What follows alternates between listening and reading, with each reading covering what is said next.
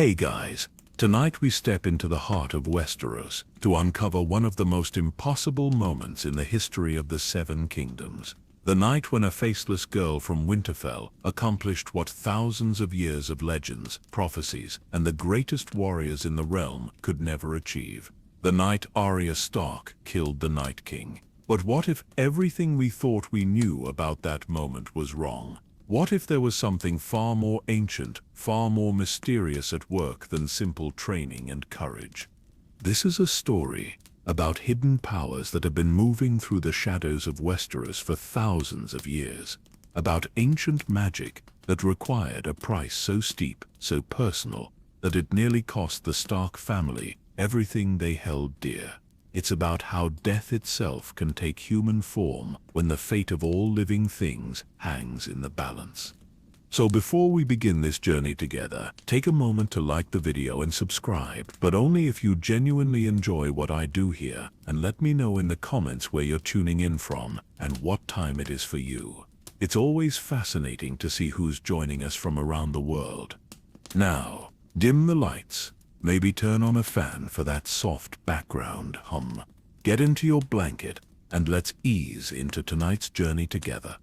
Because what happened in that God's Wood beneath the ancient weirwood tree wasn't just about a girl with a Valyrian steel dagger. It was about something that began moving long before Arya was even born. Something that required her to lose herself completely, to become something that wasn't quite human, wasn't quite alive, and wasn't quite dead. The Night King stood in that sacred grove, surrounded by his white walkers, his ancient eyes fixed on Bran Stark, the three-eyed raven, the keeper of all memory, all knowledge, all truth. For 8,000 years he had hunted this power. For 8,000 years he had been denied, and now, finally his icy fingers reached toward the boy in the wheelchair who held the memories of the world. But then came a whisper of movement, faster than thought, quieter than breath, deadlier than winter itself. The Night King's hand stopped, his head turned. For the first time in millennia, something had approached him undetected, something that shouldn't have been possible. And in that crystalline moment, as his pale blue eyes met the face of Arya Stark, something flickered in his gaze, not surprise, not fear, but recognition, as if he was looking not at a girl from Winterfell, but at something far older, something that had been waiting for this moment since the world was young. The girl's hand moved, the dagger fell, the dagger rose, and the Night King, the eternal enemy of all life, shattered like ice in spring. But how? How did she move through his awareness like smoke through air? How did a blade meant for a crippled boy become the weapon that would save the world? And what was the true cost of that impossible victory? Tonight we're going to uncover the hidden threads that made that moment possible. The ancient bargains struck in darkness. The prices paid in identity and innocence. The truth about what Arya Stark really became in the House of Black and White. And the revelation that will change everything you thought you knew about the girl who saved the world by learning how to become no one at all. So settle in, let the familiar world fade away, because we're about to discover that the deepest magic in Westeros isn't about ice or fire, life or death. It's about the spaces in between. The places where a girl can become a weapon, where training becomes transformation, and where saving the world means losing yourself completely. This is the secret behind how Arya really killed the Night King. And it begins not with a blade, but with a god who has many faces, all of them watching, all of them waiting for the moment when death itself would need to take human form. To understand what truly happened in those final moments of the long night, we need to step back and look at where it all began. Not in the God's Wood of Winterfell, though that's where the story reached its climax. Not even in the House of Black and White in Braavos, though that's where Arya learned to become no one. The real beginning stretches back thousands of years, to the very foundations of Winterfell itself. You see, Winterfell isn't just a castle, it's a focal point of ancient power, built on ground that was sacred long before the first stone was laid. The hot springs that keep it warm through the harshest winters don't just come from natural underground sources, they flow through chambers carved by the children of the forest, through roots of weirwood trees that have been drinking from the earth's deepest memories for thousands upon thousands of years. The crypts beneath Winterfell descend far deeper than most people know, past the tombs of recent Stark lords, past the stone kings with their iron swords across their laps, down into chambers that predate human memory, down where the old magic still flows like underground rivers, carrying whispers of bargains made when the world was young.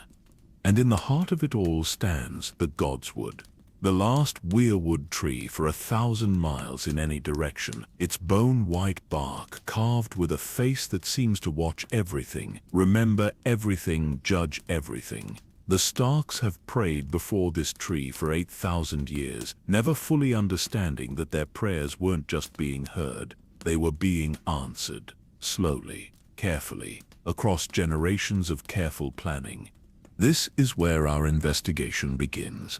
Not as observers of a simple battle between good and evil, but as seekers of truth in a world where truth has been buried beneath layers of legend and lies.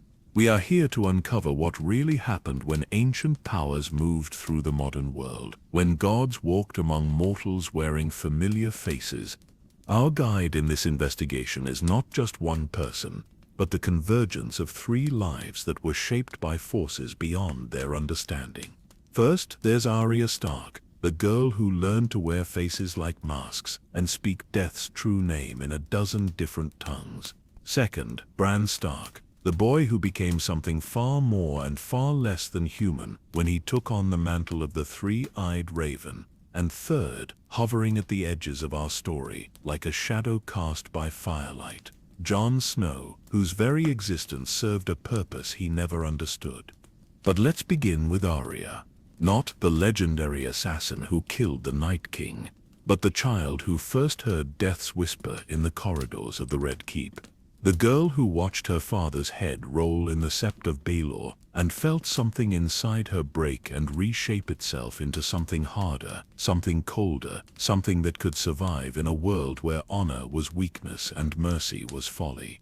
Even then, in those first moments of loss and rage, something was watching her, something that had been waiting for exactly this kind of breaking, this kind of transformation. The many-faced god. The stranger with 1,000 names, the deity that rules over the boundary between life and death. It had been watching the Stark bloodline for generations, waiting for the right combination of loss and strength, innocence and fury.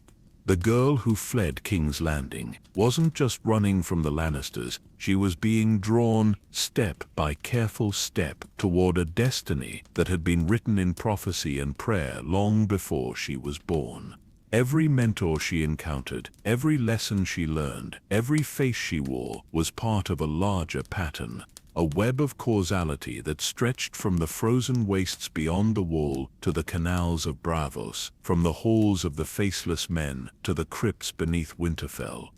Meanwhile, in those same ancient crypts, her brother Bran was undergoing his own transformation. The fall from the broken tower wasn't just an accident or even just attempted murder. It was the moment when the old powers reached out and claimed him, breaking his body to free his mind, crippling his legs so his consciousness could soar beyond the boundaries of time and space. The 3-eyed raven that called to him through dreams and visions wasn't just offering knowledge, it was offering a burden that would strip away everything human about him, everything warm and loving and merely mortal. The price of seeing everything was feeling nothing. The cost of knowing the future was losing the ability to change it through hope or fear or love. And somewhere in the wild lands beyond the wall, Jon Snow was learning hard truths about duty and sacrifice, never realizing that his very existence served as a distraction, a red herring in a game played by forces that moved like glaciers, slowly but with unstoppable purpose. These 3 Stark children, scattered across the known world, each learning different aspects of the same cosmic truth. that sometimes to save everything you love, you have to become something that can no longer love in return. That sometimes the greatest victories require the greatest sacrifices, and that sometimes the heroes of legend aren't heroes at all, but instruments in the hands of powers that care nothing for human happiness and everything for the continuation of life itself. The stage was being set for a confrontation that had been building for 8,000 years. A moment when death would need to kill death, when the servant of one god would need to strike down the creation of another, when a girl who had learned to be no one would need to become everyone and everything in a single perfect, impossible moment. But before we can understand how that moment was possible, we need to follow Arya's journey from the moment she first spoke her name to the god of death. We need to understand what she really learned in the House of Black and White, and why the faceless men let her go when she had broken every rule, abandoned every teaching, and chosen her own identity over their sacred anonymity. Because the truth is, they never intended to keep her at all. The truth about what happened in Winterfell's Godswood begins with understanding that Arya Stark's journey to become no one was never meant to end with her becoming no one at all. The faceless men of Briarvos, those servants of the many-faced god who worship death in all its forms, had been waiting for her long before she ever set foot in their temple. They had been watching the Stark bloodline for generations, waiting for the right child to break in exactly the right way. When Arya first spoke the names to Jaqen H'ghar in Harrenhal, when she whispered the words that would bring death to her enemies, she thought she was simply taking revenge. She had no idea she was participating in an ancient ritual, one that bound her to powers far older than the Seven Kingdoms themselves. Each name she spoke, each death she requested, was like signing her name to a contract written in blood and shadow. The many-faced god was claiming her, piece by piece, death by death. But here's what the histories don't tell you, what even the Archmaester's chronicles fail to record. The many-faced god isn't separate from the old gods of the North. They're different faces of the same cosmic force, different aspects of the same ancient power that governs the boundary between life and death. The weirwood trees with their bone-white bark and red sap like blood. The nameless god with 1,000 faces, they're all part of something larger. Something that has been orchestrating events across centuries to prepare for the return of the Night King. When Arya arrived at the House of Black and White, she thought she was seeking sanctuary. In reality, she was answering a summons that had been sent out the moment she was born. The kindly man who greeted her, who offered her food and shelter and purpose, wasn't just being charitable. He was welcoming home an instrument that had been forged in loss and tempered in rage, shaped by forces that cared nothing for her personal happiness and everything for her potential usefulness.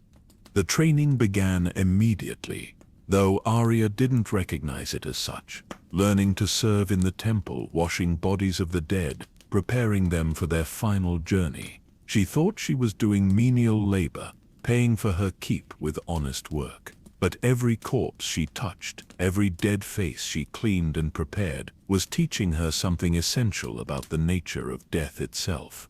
She was learning to see past the flesh to the essence beneath, learning to recognize the moment when life becomes memory and memory becomes nothing at all.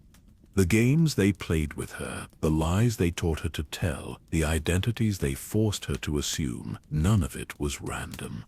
Every false name, every borrowed face, every moment of being someone else was breaking down the barriers between Arya Stark and the vast, hungry darkness that exists between life and death. They were teaching her to step outside of herself, to become fluid, to exist in the spaces where identity dissolves and only purpose remains. And all the while, hundreds of miles away in the caves beneath the great weirwood tree beyond the wall, Bran Stark was learning his own terrible lessons. The three-eyed raven, that ancient being who had once been a Targaryen bastard named Brynden Rivers, was teaching him to see across time and space. But more than that, he was teaching him to influence events, to nudge causality in subtle ways that would lead to the outcomes they needed. Bran learned to send dreams and visions, to plant ideas in the minds of key players, to ensure that certain people would be in certain places at certain times. He learned that the past was fixed but the future was fluid, and that someone with enough knowledge and will could guide that fluid future into the channels they desired. He was learning to become a god, but gods, as he discovered, cannot love in the way that mortals do. They cannot afford to care about individual happiness when the survival of all life hangs in the balance. The collaboration between these two ancient powers, the many-faced god and the old gods of the north, required perfect timing. Arya needed to lose herself completely in the House of Black and White, needed to forget who she was and why she had come there. Only when she was truly no one could she become the vessel for something far more powerful than a mere human assassin. Meanwhile, Jon Snow was being shaped by forces he never understood, trained in sword work and leadership, taught to inspire loyalty and make the hard choices that leaders must make. But his real purpose wasn't to be a leader at all. His purpose was to be visible, to draw attention, to make everyone believe that he was the prophesied hero who would face the Night King in single combat. He was the misdirection, the sleight of hand that would allow the real weapon to strike from the shadows. The moment when everything began to accelerate was when Arya chose to leave the House of Black and White, when she retrieved Needle from its hiding place and decided to be Arya Stark once more. The faceless men could have stopped her. They could have killed her for her disobedience, for breaking her vows and abandoning her training. Instead, they let her go. They even gave her one final gift in the form of Jaqen H'ghar's knowing smile and his cryptic words about how a girl has many gifts. Because here's the secret that even Arya didn't understand. She hadn't failed in her training. She had completed it perfectly. The faceless men had never intended to keep her as one of their own. They had been preparing her to return to Westeros, to return to her family, to be exactly where she needed to be when the long night finally came. Her time in Braavos had stripped away everything superficial about her identity while leaving the core intact. She was still Arya Stark, still loyal to her family, still driven by love and duty and the deep abiding connection to the North that ran in her blood. But now she was also something more. She was a doorway that could be opened, a vessel that could be filled, a weapon that could be wielded by powers that existed outside the normal boundaries of life and death. When she returned to Winterfell, when she was reunited with Sansa and Bran, she thought she was simply coming home. She had no idea that she was positioning herself at the center of a cosmic chess game that had been playing out for thousands of years. She had no idea that every step of her journey, every loss she had suffered, every skill she had learned, had been preparation for a single moment when she would need to become something that had never existed before. The Valyrian steel dagger that Bran gave her wasn't just a weapon, it was a focal point, a conduit for ancient magics that had been woven into its very metal when it was forged in the flames of old Valyria. The dragon glass that formed part of its construction wasn't just sharp enough to cut through anything. It was a fragment of the same magical ice that had been used to create the Night King himself, turned to a different purpose, aimed at a different target. And Bran, when he handed her that blade with his distant knowing smile, wasn't just giving his sister a weapon for the coming battle. He was completing a ritual that had been centuries in the making, placing the final piece in a puzzle that stretched back to the creation of the Night King himself. But Arya didn't know any of this yet. All she knew was that winter had come to Winterfell at last, and with it came the army of the dead.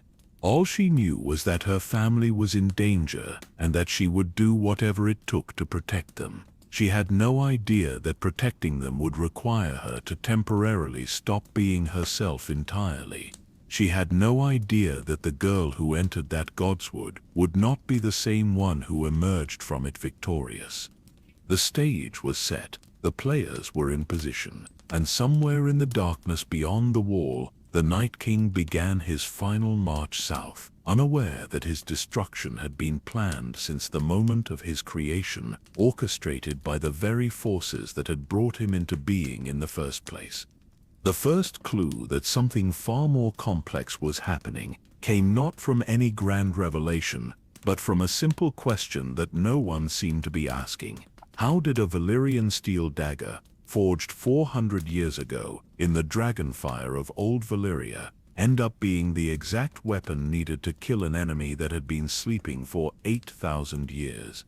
The timing was too perfect, the coincidence too precise. Unless, of course, it wasn't a coincidence at all.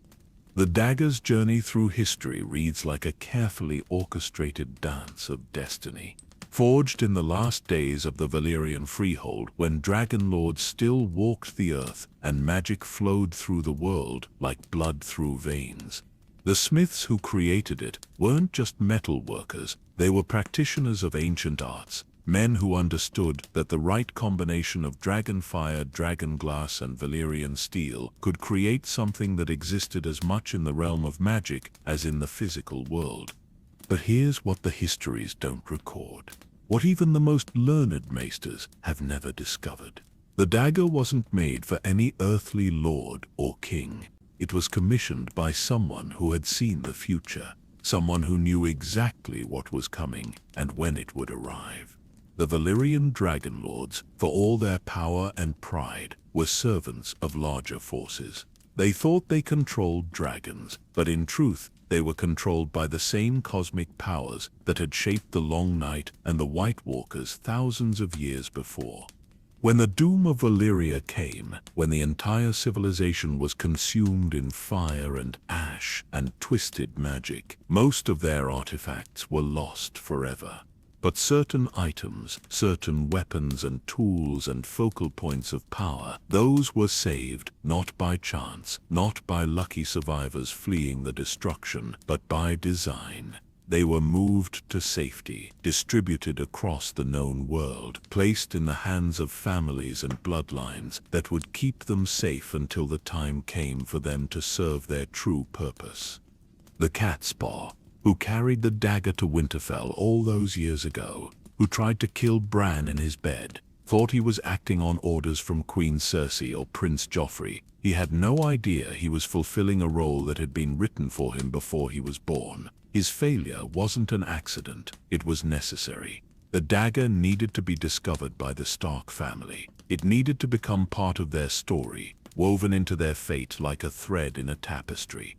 And when Littlefinger claimed the blade as his own, when he lied about losing it to Tyrion Lannister in a bet, he thought he was being clever. He thought he was manipulating events to his own advantage, using the dagger as a tool to turn the great houses against each other. He never realized that his lies, his manipulations, even his eventual downfall, all of it was serving a purpose far greater than his own schemes for power. The blade had to travel from hand to hand, from Winterfell to King's Landing and back again. It had to be present at key moments, witness to crucial events, absorbing the emotional resonance of each encounter. Every time it drew blood, every time it was used in anger or desperation or love, it was being charged with the kind of spiritual energy that would be needed for its final purpose. When Bran handed the dagger to Arya in Winterfell's Guards Wood, in the exact spot where it would later taste the Night King's essence, he wasn't just giving his sister a weapon, he was completing a circuit that had been 8,000 years in the making. The blade recognized her touch, recognized the training she had received, recognized the hollow spaces inside her that could be filled with something far more powerful than human will. But the dagger alone wouldn't have been enough. It was the focus, the channel, the physical anchor for what was to come. But the real weapon was Arya herself, and specifically what she had become during her time with the Faceless Men.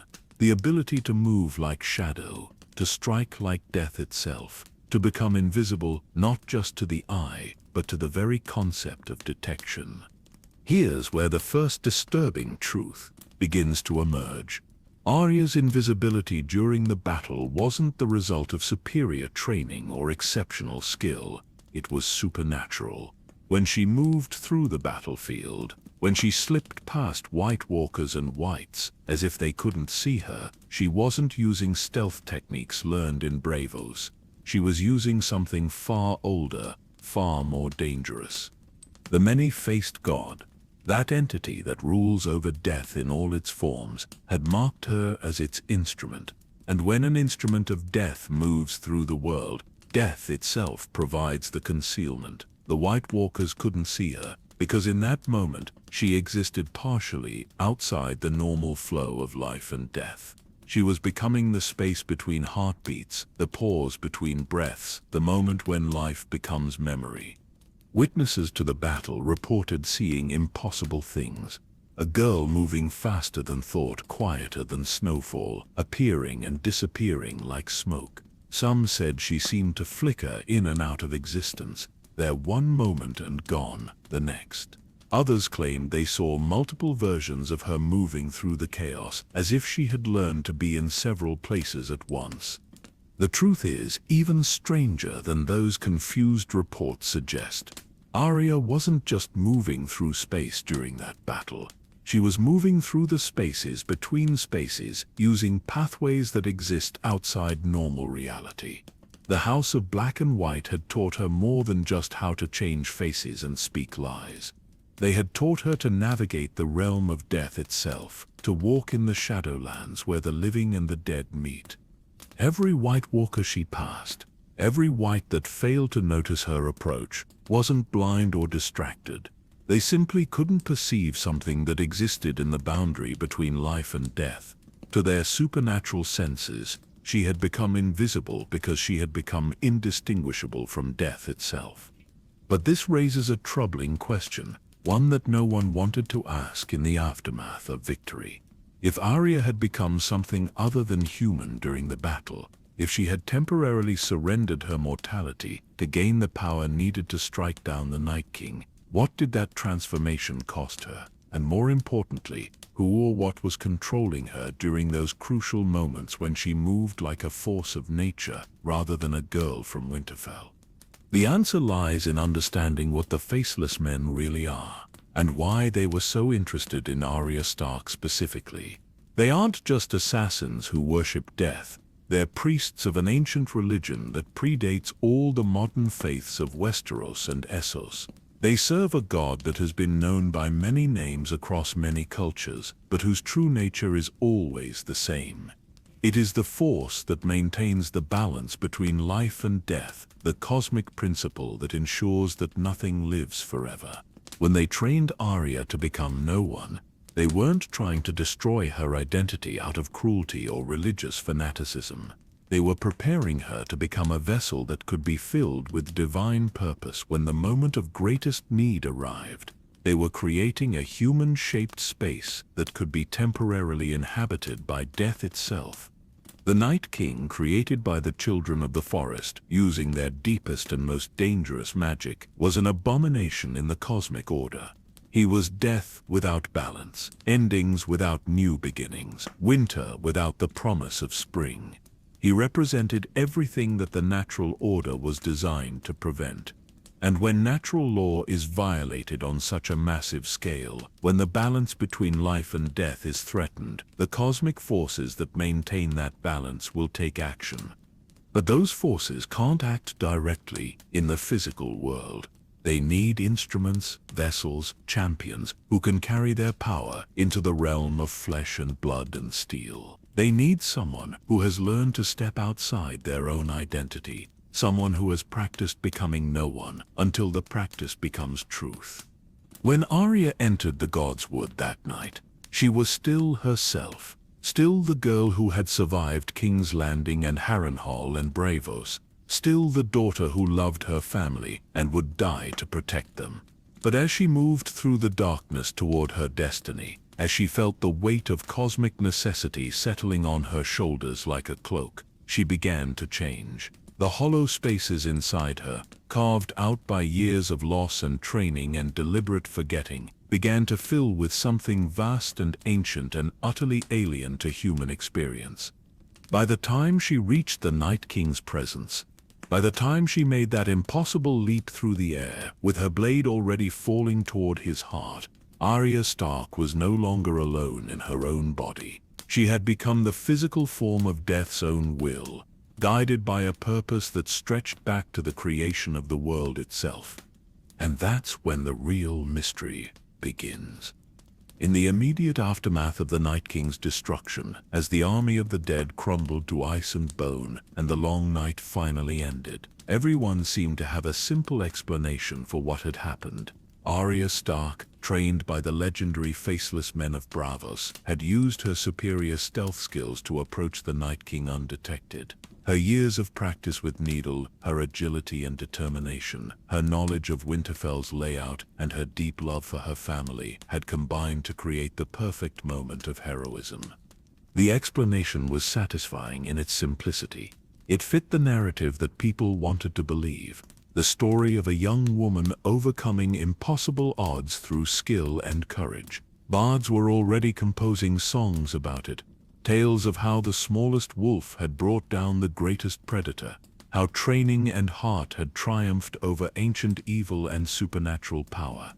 Even Arya herself seemed to accept this version of events, at least publicly, when people asked her how she had managed to move through the Night King's forces undetected. She would smile that enigmatic smile she had learned in Braavos, and speak of patience, of waiting for the right moment, of using the skills that Syrio Forel and Jaqen H'ghar had taught her.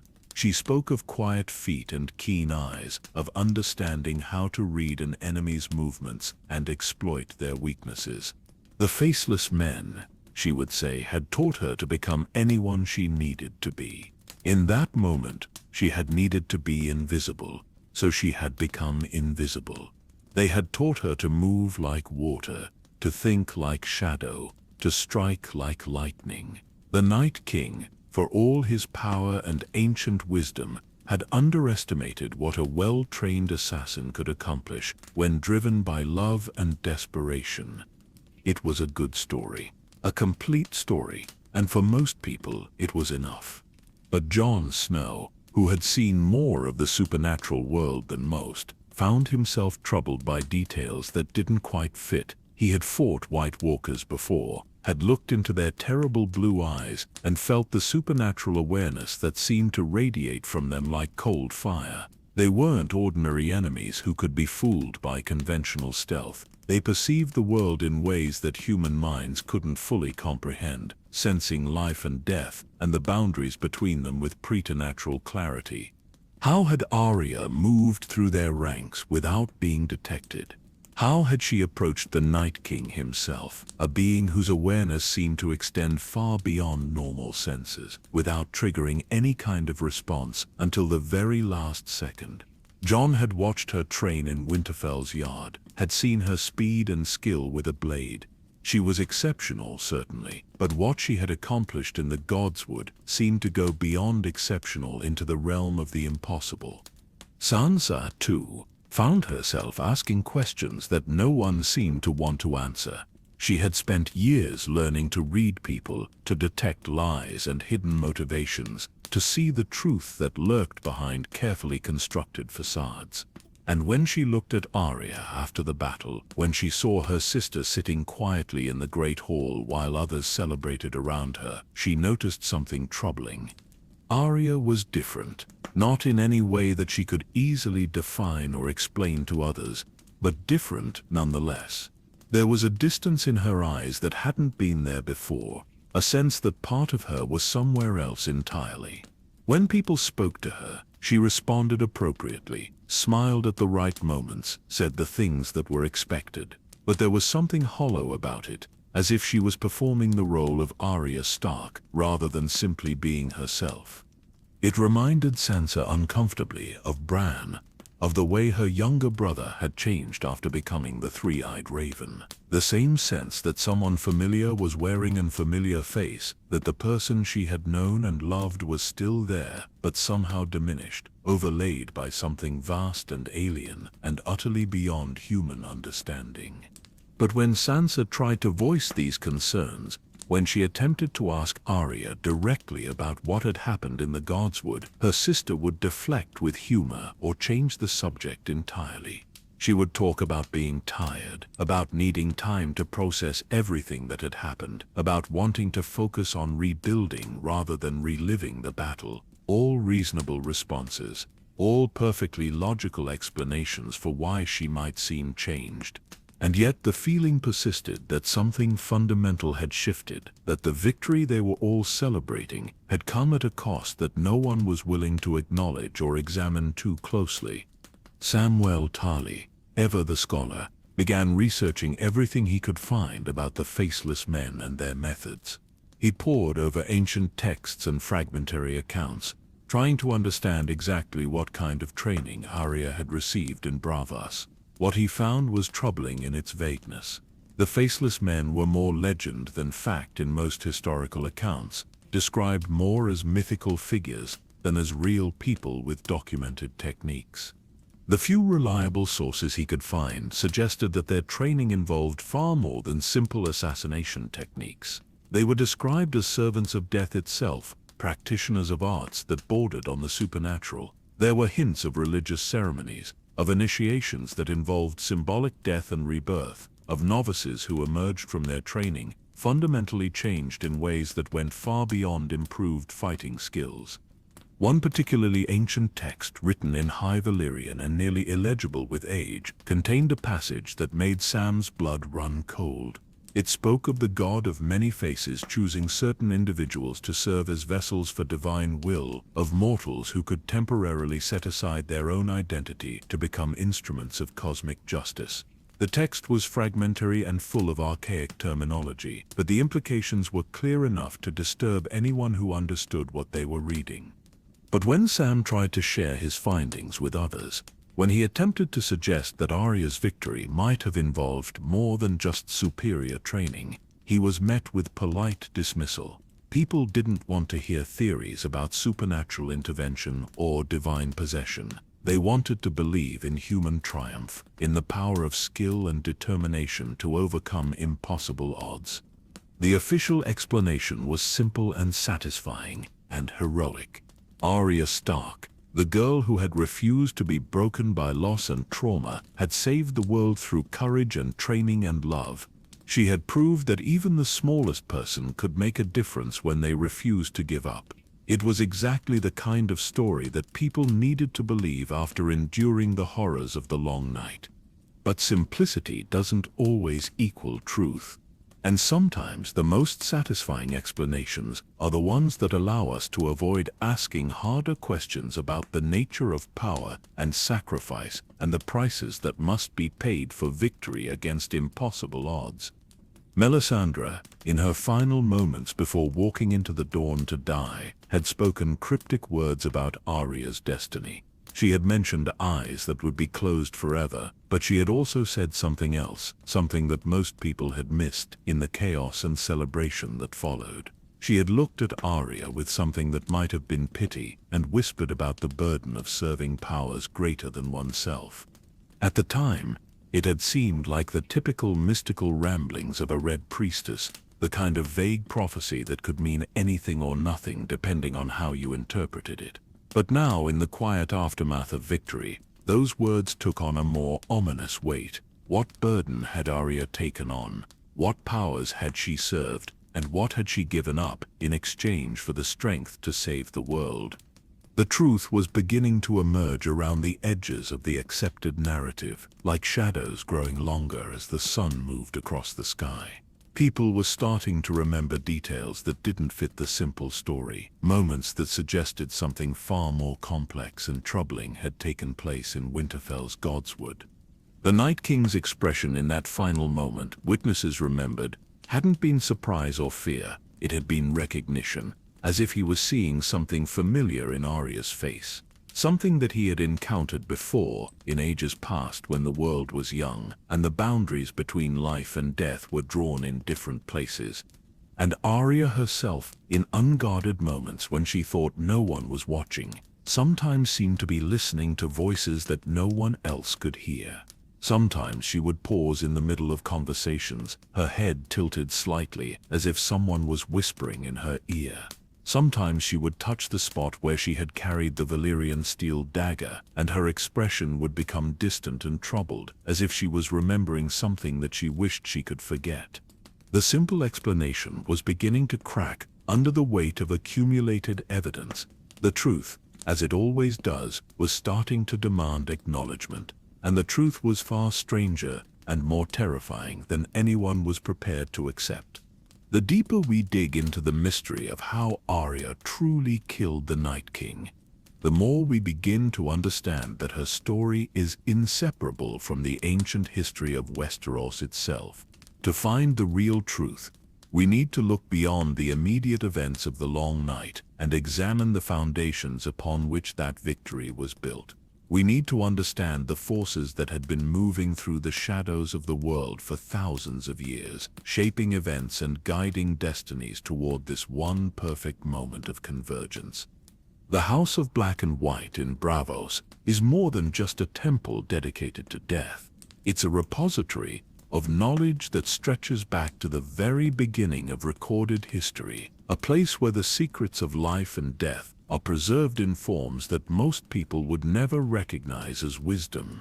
The faceless men who serve there aren't just assassins, they're the inheritors of traditions that predate the rise and fall of empires, keepers of arts that were ancient when the first men crossed the narrow sea. When Arya arrived at their door, she thought she was seeking shelter and purpose. In reality, she was answering a summons that had been sent across space and time by forces that had been watching her family line for generations. The many-faced god that the faceless men serve isn't just another deity in a pantheon of competing divine powers. It's the personification of one of the fundamental forces that govern reality itself. The cosmic principle that ensures that all things must eventually come to an end. But here's where the story becomes truly complex, where the simple narrative of good versus evil gives way to something far more nuanced and troubling. The many-faced god and the old gods of the north, those nameless powers that speak through weirwood trees and flow through the deep places of the earth, they aren't separate entities at all. They're different faces of the same underlying reality, different aspects of the force that maintains the balance between creation and destruction, between the impulse to build and the necessity to tear down. When the children of the forest created the Night King thousands of years ago, when they drove the dragon-glass dagger into that man's heart and transformed him into something that existed beyond the normal boundaries of life and death, they thought they were creating a weapon to use against the invading First Men. They had no idea they were violating one of the most fundamental laws of the cosmic order. They were creating something that should not exist, something that threatened the very foundations of reality itself. The Night King wasn't just a supernatural enemy that needed to be defeated. He was an abomination in the truest sense. A violation of the natural order that had been growing stronger and more dangerous with each passing century. His existence was like a wound in the fabric of reality, a tear that would eventually consume everything if it wasn't sealed. And the only way to seal such a wound was to use the same forces that had been violated in its creation. Death would have to kill death. The cosmic force that governs endings would have to reach into the physical world and personally correct the mistake that had been made thousands of years ago. But cosmic forces can't act directly in the realm of flesh and blood. They need instruments, vessels, champions who can carry their power into the world of mortals. This is where Arya's true purpose begins to become clear. Her training with the Faceless Men wasn't just about learning to fight or to lie or to change her appearance. It was about learning to step outside her own identity, to become a hollow vessel that could be filled with something far greater and more terrible than human will. Every face she wore, every name she discarded, every piece of herself that she learned to set aside was preparation for the moment when she would need to become something other than Arya Stark entirely. The process wasn't gentle or kind. The faceless men don't create their servants through persuasion or voluntary conversion. They break down everything that makes a person individual and unique, stripping away identity layer by layer until only the essential core remains, and then they rebuild that core into something that can serve purposes greater than personal happiness or individual desire. When Arya finally left the House of Black and White, when she retrieved Needle and chose to be Arya Stark once more, she thought she was rejecting their teachings and reclaiming her own identity. She had no idea that her departure was the final stage of her training, that choosing to be herself again was exactly what her teachers had been preparing her to do. She had learned to become no one so perfectly that she could choose to become someone again, and that choice, that conscious decision to inhabit her own identity, was what made her the perfect vessel for divine intervention. Meanwhile, in the caves beneath the great weirwood tree beyond the wall, Bran Stark was learning his own terrible lessons about the nature of sacrifice and purpose. The three-eyed raven that had called to him through dreams and visions wasn't just offering him knowledge, it was offering him the burden of becoming something that existed outside normal human experience, something that could see all possible futures and guide events toward the one outcome that would preserve the cosmic order. But seeing all possible futures means understanding all the ways that things can go wrong.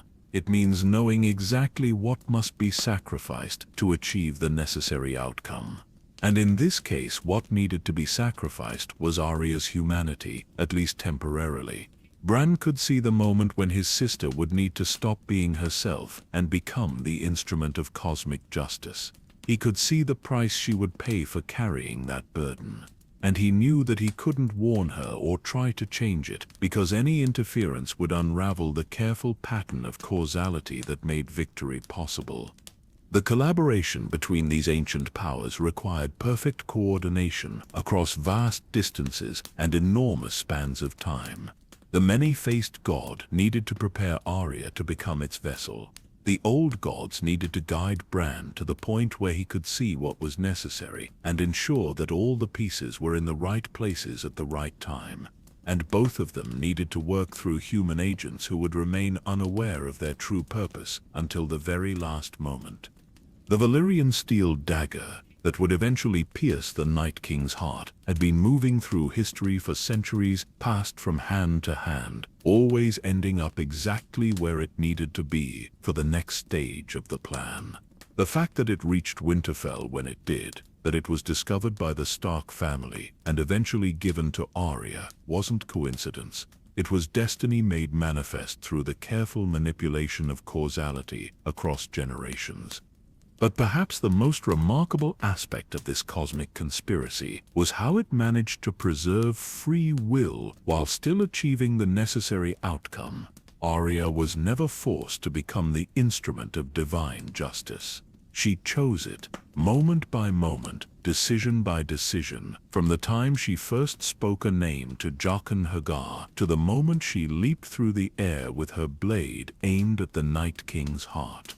Every step of her journey was her own choice, even though those choices were guided by forces she couldn't see or understand. The night of the battle, as the army of the dead pressed against Winterfell's walls, and the defenders fought with the desperate courage of those who have nothing left to lose, Arya found herself moving through the ancient castle with a sense of purpose that seemed to come from somewhere outside herself. She wasn't consciously planning her approach to the Godswood. She wasn't deliberately choosing the path that would take her to her destiny. She was simply following an instinct that felt as natural as breathing, as inevitable as the turning of the seasons.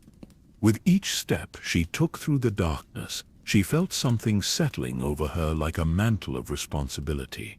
The hollow spaces inside her, carved out by years of training and loss and deliberate forgetting, began to fill with a presence that was vast and ancient and utterly alien to human experience. She was still herself, still Arya Stark of Winterfell, but she was also becoming something more. She was becoming the physical form of cosmic justice, the weapon that death itself would wield to correct a violation of the natural order. And in the God's Wood, beneath the ancient weirwood tree, where her ancestors had prayed for 8,000 years, the Night King waited with his pale blue eyes fixed on Bran Stark, unaware that his destruction was approaching on silent feet, carried by a girl who had learned to become no one so that she could become everything when the moment demanded it. The patterns that led to Arya's victory over the Night King stretch back through the mists of history like echoes bouncing off the walls of time itself. To understand what really happened in that God's Wood, we need to examine how the same cosmic forces have moved through the world before, how they've shaped the rise and fall of heroes and legends across the ages, because this wasn't the first time that the balance between life and death had been threatened, and it wasn't the first time that ancient powers had chosen a mortal champion to restore that balance. The legend of Azor Ahai, the hero who forged Lightbringer to fight back the darkness, tells a story that mirrors Arya's journey in ways that are too precise to be coincidental. According to the prophecies, Azor Ahai had to sacrifice what he loved most to create the weapon that would save the world. He had to drive his sword through the heart of his beloved Nyssa, tempering the blade with her blood and her love and her life. The sword that emerged from that terrible sacrifice was more than just a weapon. It was the physical manifestation of love transformed into justice, of personal loss channeled into cosmic purpose. But here's what the legends don't tell you, what the prophecies obscure with their poetic language and symbolic imagery. Azor Ahai didn't just sacrifice his beloved to forge a magic sword, he sacrificed himself as well, allowing his own identity to be consumed by the same cosmic forces that had demanded Nyss's death. The man who emerged from that sacrifice was still Azor Ahai in body and memory, but he was also something more. He was the vessel through which the cosmic principle of balance could act in the physical world. The sword Lightbringer wasn't just forged from love and sacrifice. It was forged from the willingness of a mortal to become something beyond mortality, to carry a burden too great for any individual to bear alone. And when Azor Ahai wielded that blade against the forces of darkness, it wasn't really him swinging the sword, it was the universe itself, using his hands and his will to restore the proper order of things. Arya's journey to the House of Black and White, her training to become no one, her eventual return to Winterfell with a blade meant for her hand, all of it follows the same pattern. The cosmic forces that had once worked through Azor Ahai were working through her, preparing her to make the same kind of sacrifice that heroes have been making since the world began. Not the sacrifice of someone else's life, but the sacrifice of her own identity, her own individual will, her own right to exist for her own purposes. The many-faced God that the faceless men serve has been choosing champions for thousands of years, selecting individuals who show the right combination of strength and flexibility, love and loss, identity, and the willingness to surrender that identity when necessary. Each of these champions has faced a moment when they had to choose between remaining themselves and becoming something greater, between preserving their individual humanity and serving the larger purpose that keeps the world in balance. Most of them, throughout history, have chosen to remain human. They've clung to their names and their faces and their personal desires, and in doing so, they've remained merely mortal, capable of great things perhaps, but ultimately limited by the boundaries of individual will and personal understanding. But a very few, have made the other choice. They've learned to step outside themselves completely, to become hollow vessels that can be filled with divine purpose. These are the heroes whose names echo through history, not because of what they accomplished for themselves, but because of what they allowed to be accomplished through them. They're the ones who faced impossible enemies and achieved impossible victories, not through superior skill or luck or divine favor, but through their willingness to temporarily cease being themselves and become instruments of cosmic justice. The Night King's creation had been a violation of this natural order, a perversion of the forces that govern life and death. When the children of the forest drove that dragon-glass dagger into a human heart and transformed him into something that existed beyond the normal boundaries of mortality, they weren't just creating a weapon against their enemies. They were tearing a hole in the fabric of reality itself, creating a wound that would fester and grow until it consumed everything. For 8,000 years, that wound had been spreading. The Night King's power had been growing stronger with each passing century, his ability to raise the dead and command the forces of winter becoming more absolute. He wasn't just an enemy that needed to be defeated. He was a cancer in the cosmic order, a violation that threatened to unravel the very foundations of existence. And like all cancers, he could only be cut out by something that was willing to match his violation with an equal and opposite response. Death would have to become life to destroy undeath. The cosmic force that governs endings would have to manifest in the physical world to end something that refused to end naturally. And for that manifestation to be possible, there would need to be a willing vessel, someone who had learned to step outside their own identity so completely that they could become the physical form of divine will. The training that Arya received in the House of Black and White was designed to create exactly this kind of vessel. Every face she wore, every identity she assumed and discarded, every moment when she practiced being no one, was preparation for the ultimate transformation. She was learning to exist in the spaces between identities, to be fluid enough to become whatever was needed when the moment of crisis arrived. But the process was more subtle and more terrible than simple brainwashing or religious indoctrination. The Faceless Men weren't trying to destroy Arya's personality or erase her memories. They were teaching her to hold her identity lightly, to understand that who she was and what she wanted were less important than what the world needed from her. They were preparing her to make the ultimate sacrifice, not of her life, but of her right to live that life for her own purposes. When she finally left Bravos and returned to Winterfell, when she reclaimed her name and her identity as a Stark, she thought she was rejecting everything the Faceless Men had tried to teach her. She had no idea that her departure was the final lesson, that choosing to be herself again was exactly what they had been preparing her to do. She had learned to become no one so perfectly that she could choose to become someone, and that choice, made freely and consciously, was what would allow her to surrender that same identity when the cosmic forces required it. The night of the battle, as she moved through Winterfell's ancient halls toward her destiny in the Godswood, Arya began to feel the presence settling over her, like a weight of responsibility that belonged to something far larger than any individual. The many-faced god, the cosmic principle of endings and transitions, was preparing to manifest in the physical world, and she was the vessel it had chosen for that manifestation. With each step she took through the darkness, she felt her own will becoming secondary to something vast and patient and utterly committed to restoring the proper order of things. She was still herself, still driven by love for her family and determination to protect them. But she was also becoming something more, something that had the power to reach across the boundaries of life and death and strike down an enemy that existed beyond the normal rules of mortality.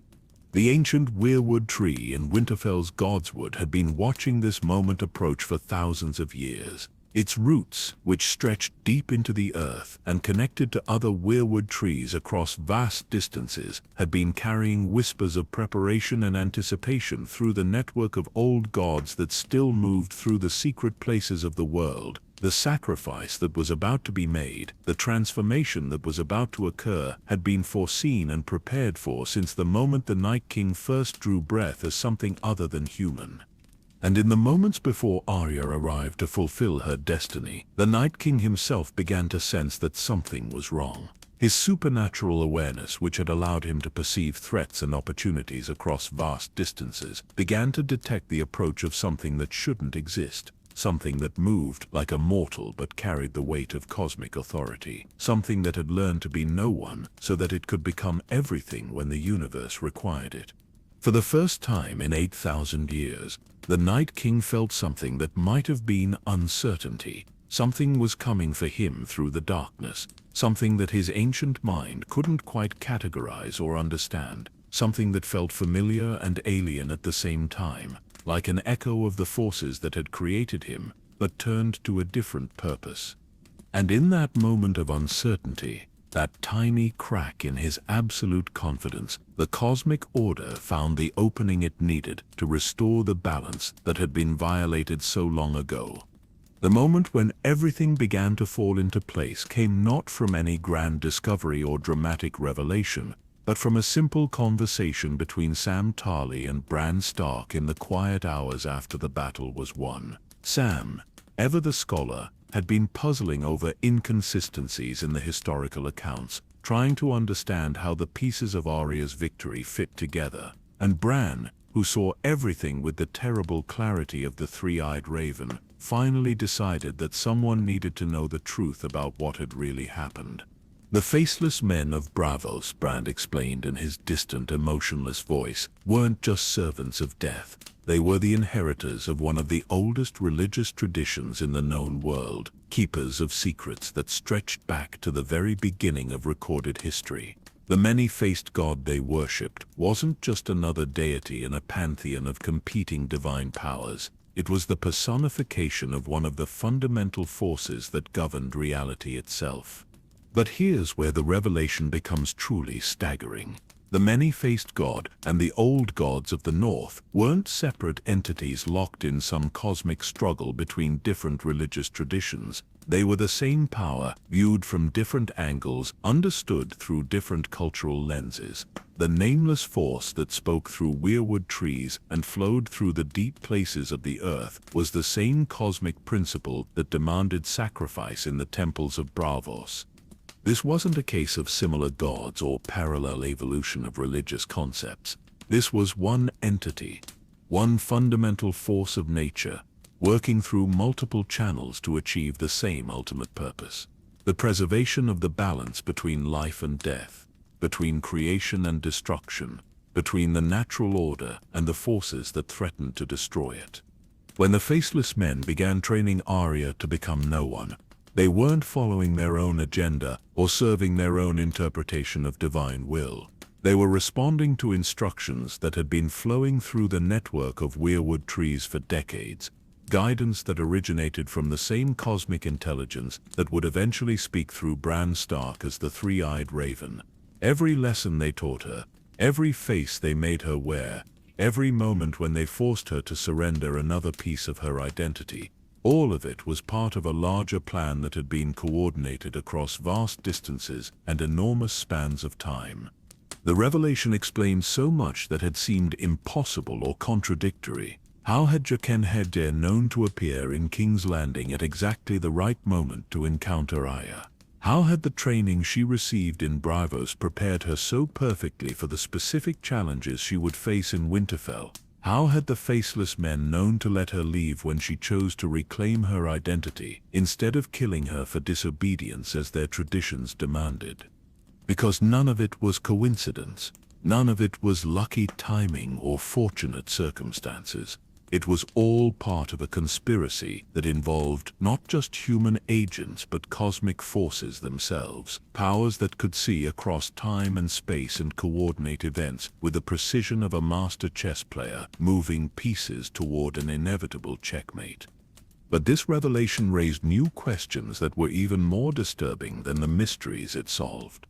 If the cosmic forces that governed life and death had been planning Arya's role for decades, if her entire journey from Winterfell to Braavos and back again had been orchestrated by powers beyond human understanding, what did that say about free will? What did it mean for individual choice and personal responsibility when even the gods were manipulating events to achieve their desired outcomes? Bran's answer to this question was perhaps the most chilling thing he had ever said. Free will, he explained, wasn't an illusion.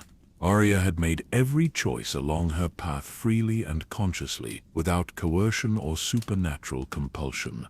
But free will operated within the boundaries of possibility, and those boundaries were shaped by forces that most people never recognized or understood. The cosmic intelligence that spoke through him and through the many-faced god didn't force people to make specific choices. It simply arranged circumstances so that the choices that served the larger purpose would seem natural and appealing to the people who needed to make them. Arya had chosen to travel to Braavos because staying in Westeros would have meant certain death. She had chosen to train with the Faceless Men because they offered her the skills she needed to survive in a hostile world. She had chosen to leave when she did because the pull of family and home had become stronger than the appeal of anonymity and power. At every step, she had been following her own desires and instincts, making decisions based on her own understanding of what was best for her. But those desires and instincts had been shaped by experiences that were themselves the result of cosmic manipulation. The trauma that made her susceptible to the Faceless Men's teachings. The training that prepared her to become the perfect vessel for divine intervention. The circumstances that brought her back to Winterfell at exactly the right moment to fulfill her destiny. All of it was the result of careful orchestration by forces that thought in terms of centuries and millennia rather than years and decades. The most disturbing aspect of this revelation was what it implied about the other people in Arya's life. If her journey had been guided by cosmic intelligence, if her choices had been shaped by supernatural manipulation, what about the people who had influenced those choices? What about Syrio Forel, the Braavosi water dancer, who had taught her the fundamentals of swordplay? What about Jaqen Hagar, who had introduced her to the concept of the many-faced god? What about the kindly man, who had overseen her training in the House of Black and White? Were they conscious agents of the cosmic conspiracy, fully aware of their role in preparing Arya for her ultimate destiny? Or were they themselves being manipulated, their own choices and actions guided by the same invisible hand that had shaped her path? The answer, according to Bran, was both and neither. Some of them, particularly Jaqen Hagar, were fully aware of the larger purpose they served. Others were unconscious instruments, people whose own desires and motivations happened to align with the cosmic plan in ways they never understood. But perhaps the most shocking revelation was about Melisandre, the Red Priestess who had served Stannis Baratheon and later Jon Snow. Her presence at Winterfell during the battle hadn't been coincidence or even divine guidance as she understood it. She had been drawn there by the same cosmic forces that had guided Arya's journey, brought to the exact place and time where her final act of sacrifice would be needed to complete the ritual. When Melisandre spoke to Arya about the eyes she would close forever, when she reminded her of their previous meeting and the prophecy about shutting brown eyes and green eyes and blue eyes, she wasn't just offering encouragement or mystical guidance. She was activating the final stage of Arya's transformation, speaking words that had been chosen and refined across centuries of preparation. The red ruby at her throat, the source of her power and the anchor for her extended life, had been waiting for this moment to fulfill its ultimate purpose. The death that Melisandre embraced as she walked into the dawn wasn't just the natural end of a life sustained by magic for far too long. It was a deliberate sacrifice, a conscious surrender of her own life force to power the transformation that would allow Arya to become the vessel for cosmic justice. The Red Priestess had spent decades learning to channel the power of light and fire, and in her final moments, she poured all of that accumulated energy into the girl who would need to become something beyond human limitation. This was why Arya had been able to move through the battlefield like a force of nature rather than a mortal assassin. This was why the White Walkers couldn't detect her approach, why she could leap through the air with impossible speed and precision, why the Valyrian steel dagger in her hand had struck with the force of divine justice rather than merely human skill. She hadn't been acting alone in that godswood. She had been carrying the combined power of multiple cosmic forces, channeled through years of careful preparation and focused by a lifetime of training in becoming no one. But power of that magnitude comes with a price that goes beyond simple exhaustion or temporary weakness.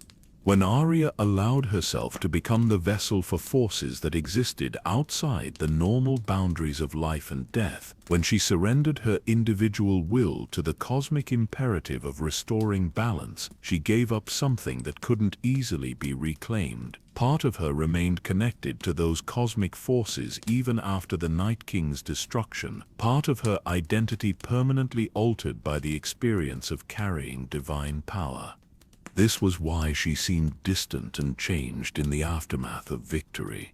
This was why there were moments when she appeared to be listening to voices that no one else could hear, why she sometimes touched the place where she had carried the dagger with an expression of loss and longing. She was mourning not just for what she had sacrificed, but for what she could never fully recover. The girl who had entered that godswood was not quite the same person who had emerged from it, victorious but forever changed by the experience of serving as an instrument of cosmic justice. And somewhere in the depths of his supernatural awareness, Bran Stark carried the weight of knowing that he had orchestrated it all, that his sister's sacrifice, his family's pain, the transformation that had saved the world but cost them so much in personal terms, all of it had been necessary. All of it had been planned. All of it had been the price of preventing something far worse than individual loss or family trauma. The cosmic order had been preserved. The balance between life and death had been restored. The world would continue to exist, because one girl had learned to become no one so perfectly that she could become everything when the universe required it. But the cost of that victory was only beginning to be understood. The full scope of what had been orchestrated across thousands of years only becomes clear when you understand that the Night King's creation was never an accident or a desperate mistake made by the children of the forest. It was always part of a larger cosmic plan, a necessary violation of the natural order that would eventually require an equal and opposite response to restore balance. The cosmic intelligence that governed life and death had been playing a game so vast and complex that mortal minds could barely comprehend its scope. When the children of the forest drove that dragon-glass dagger into a human heart and created the first White Walker, they thought they were solving an immediate problem. The first men had invaded their lands, cutting down their sacred weirwood trees and driving them from their ancestral homes. They needed a weapon powerful enough to turn the tide of war, something that could command the forces of winter itself and drive the invaders back across the narrow sea. But the cosmic forces that spoke through the weirwood trees, the same intelligence that would later manifest through Bran Stark as the three-eyed raven, had a deeper purpose. They could see across the vast expanse of time, perceiving all possible futures and understanding the long-term consequences of every choice and action. They knew that the Night King's creation would eventually threaten all life in the world. They also knew that this threat would be necessary to forge the kind of response that could reshape the fundamental nature of reality itself. The violation of cosmic law represented by the Night King's existence would eventually require a correction so profound that it would create new possibilities for the relationship between life and death, mortality and divine power. Someone would need to learn to step outside the normal boundaries of human existence, to become a bridge between the mortal world and the cosmic forces that governed it. And that learning process would require exactly the kind of extreme circumstances that only an existential threat like the Night King could provide. For 8,000 years, the cosmic intelligence had been preparing for this moment.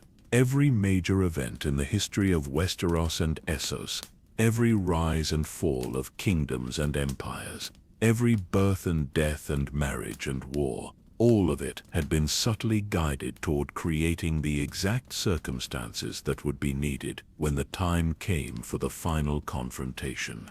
The Valyrian Freehold hadn't just discovered the secrets of dragonfire and Valyrian steel through their own ingenuity and ambition.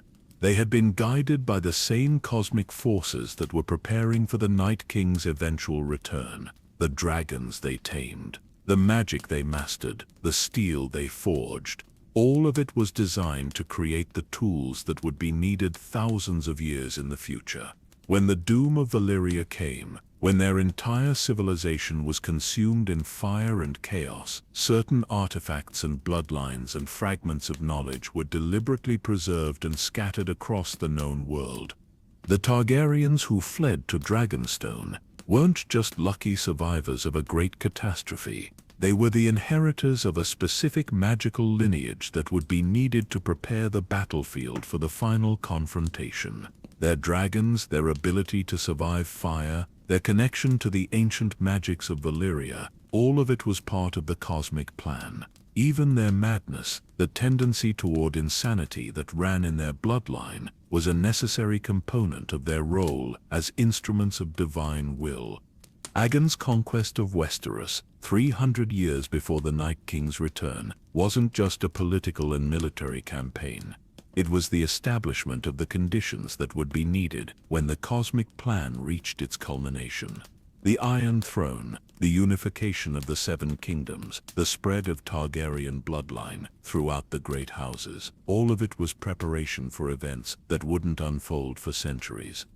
The birth of Jon Snow, the secret son of Lyanna Stark and Rhaegar Targaryen, wasn't just a tragic love story or a political complication. It was the creation of a living symbol that would embody everything the cosmic forces wanted people to believe about the nature of heroism and destiny. Jon would be the visible hero, the one everyone expected to face the Night King in single combat. His entire life, his training, his character, his relationships, all of it was designed to make him the perfect distraction while the real weapon moved undetected through the shadows. Even the War of the Five Kings, the brutal conflict that tore Westeros apart and scattered the Stark children across the known world, was part of the larger plan. Arya needed to be separated from her family, traumatized by loss and hardship, shaped by experiences that would make her susceptible to the kind of transformation that the Faceless Men could provide. She needed to be broken down completely before she could be rebuilt into something that could serve as a vessel for cosmic justice. Sansa needed to learn about politics and manipulation, about the games that powerful people played with the lives of others. Her experiences with Joffrey and Cersei and Littlefinger weren't just cruel twists of fate, they were education in the realities of power. Preparation for the role she would eventually play in rebuilding the world after the cosmic order had been restored. Bran needed to be pushed beyond the normal boundaries of human experience, his body broken so that his consciousness could soar free of mortal limitations. The fall from the broken tower wasn't just an accident or an attempted murder. It was the moment when the cosmic forces reached out and claimed him, beginning the process that would eventually transform him into the Three-Eyed Raven. And Jon needed to learn about duty and sacrifice, about the weight of leadership and the price of making impossible choices. His time with the Night's Watch, his experiences beyond the Wall, his relationship with the Wildlings, all of it was designed to shape him into the kind of person who could inspire others and command loyalty. He needed to be someone that people would follow into battle, someone whose presence would draw attention and focus while the real work was being done by forces that most people couldn't see or understand. The Red Priests and Priestess who served Ruslor, the Lord of Light, weren't following a separate deity or advancing an independent agenda. They were unconscious agents of the same cosmic intelligence that spoke through the weirwood trees and guided the actions of the Faceless Men. Their prophecies about Azor Ahai Reborn weren't predictions of a specific individual who would save the world. They were instructions, encoded in religious language, about the kind of sacrifice that would be required when the time came to restore the cosmic balance. Melisandre's long life, sustained by the power of her ruby and her connection to the flames, wasn't just a reward for faithful service. It was preparation for the moment when she would need to surrender that accumulated power to fuel Arya's transformation. Every year she lived beyond her natural span, every act of magic she performed, every vision she received in the flames, all of it was storing up the energy that would be needed for the final ritual. The Faceless Men of Bravos, Those servants of the many-faced god who had seemed so separate from the magical traditions of Westeros were actually the most direct agents of the cosmic plan. Their entire religion, their methods of training, their philosophy of becoming no one, all of it had been designed specifically to create the kind of vessel that could carry divine power without being destroyed by the experience. When they found Arya at their door, when they accepted her into their temple and began her training, they weren't just following their normal procedures for recruiting new assassins. They were fulfilling a role that had been prepared for centuries, taking custody of the instrument that would eventually be needed to restore the balance between life and death. But perhaps the most shocking aspect of the hidden truth was the realization that the Night King himself had been aware of at least part of the cosmic plan. His supernatural intelligence, enhanced by 8,000 years of existence and connection to the magical forces that had created him, had allowed him to perceive the approaching convergence. He knew that something was being prepared to destroy him, something that would use the same cosmic principles that had brought him into existence. This was why he had waited so long to begin his final march south. This was why he had spent centuries building his army and gathering his power instead of immediately attempting to conquer the world of the living. He had been trying to become strong enough to resist the cosmic correction that he knew was coming, to violate the natural order so completely that even divine intervention wouldn't be able to restore the balance. His attack on Winterfell wasn't just a military campaign or an attempt to eliminate the three-eyed raven. It was a desperate race against time, an effort to destroy the focal point of cosmic power before that power could be brought to bear against him. He had recognized Bran Stark as the vessel through which the cosmic intelligence operated in the physical world, and he knew that eliminating that vessel would disrupt the plan that had been building for thousands of years. But he had underestimated the depth and complexity of the forces arrayed against him. He had focused his attention on the visible threat, the obvious source of power, while the real weapon approached from an angle he couldn't perceive. He had prepared to face a god made manifest in the form of the three-eyed raven, but he hadn't anticipated that death itself would take human form and strike from the shadows. In that final moment in the Godswood, when Arya's blade pierced his heart and his ancient form began to shatter like ice in spring, the Night King finally understood the full scope of what had been orchestrated against him. He saw in that crystalline instant of dissolution how every thread of history had been woven together to create this one perfect moment of cosmic justice. He understood that his destruction hadn't just been planned since his creation, but that his creation itself had been part of a larger plan whose true purpose was only now being revealed. The cosmic order hadn't just been restored, it had been elevated to a new level of complexity and possibility, forever changed by the sacrifice of a girl who had learned to become no one so that she could become everything when the universe required it. In the days following the revelation of the cosmic conspiracy that had shaped Arya's destiny, the surviving members of the Stark family found themselves grappling with truths that challenged everything they thought they knew about choice, sacrifice, and the nature of heroism itself. The Great Hall of Winterfell became a place of whispered conversations and long silences where the weight of accumulated knowledge pressed down on them like the stones of the ancient castle walls.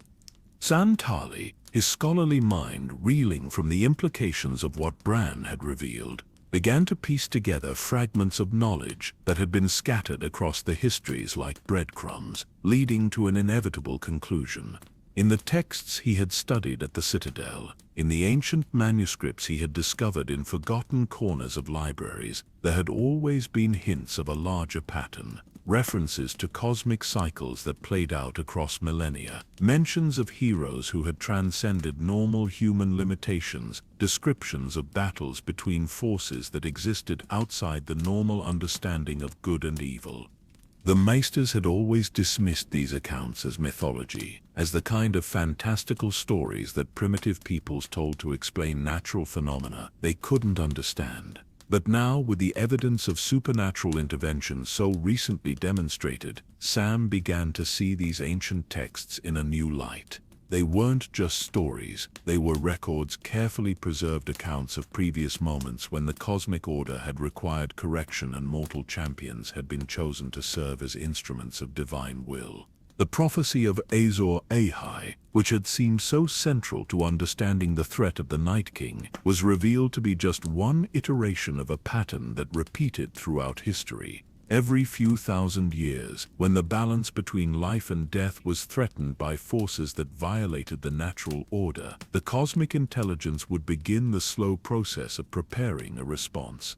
A champion would be chosen, trained, and shaped through experiences that seemed random and cruel, but were actually precise instruments of preparation.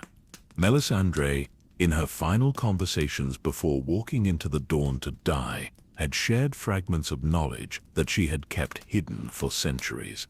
The Lord of Light that she served wasn't a separate deity competing with other gods for worship and influence. It was another face of the same cosmic force that spoke through weirwood trees and guided the actions of the faceless men. The flames that had shown her visions of the future weren't revealing prophecy so much as they were communicating instructions, telling her what role she needed to play in the unfolding plan. Her ruby, the source of her extended life and magical power, had been more than just a focus for her abilities. It had been a storage device, accumulating spiritual energy across the centuries so that it could be released at the crucial moment to power Arya's transformation. Every spell she had cast, every resurrection she had performed, every moment when she had channeled the power of light and fire, had been charging that ruby with the kind of concentrated force that would be needed to allow a mortal to temporarily become the vessel for cosmic justice. The revelation that she had been conscious of her role, that she had spent centuries preparing for a single moment of sacrifice, cast her entire life in a new and tragic light.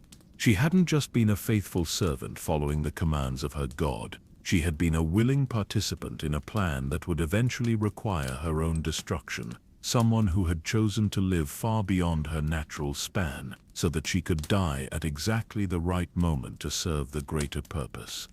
Jon Snow, learning the truth about his role as the visible hero whose very existence had served as misdirection, found himself struggling with feelings of manipulation and loss that went beyond simple disappointment. His entire identity had been built around the belief that he was fighting for something larger than himself, that his choices and sacrifices meant something in the grand scheme of events. To discover that his true purpose had been to draw attention away from the real battle, to serve as a decoy while his sister carried out the work that would actually save the world, was a blow that struck at the very core of who he thought he was.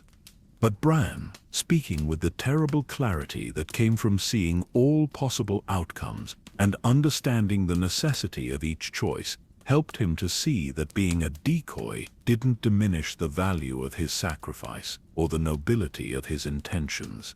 The cosmic plan had required someone who could inspire loyalty and command respect, someone whose presence would focus the attention of enemies and allies alike, while the true weapon moved undetected. Jon's courage, his honor, his willingness to make the hard choices that leadership demanded, all of these qualities had been essential to the plan's success.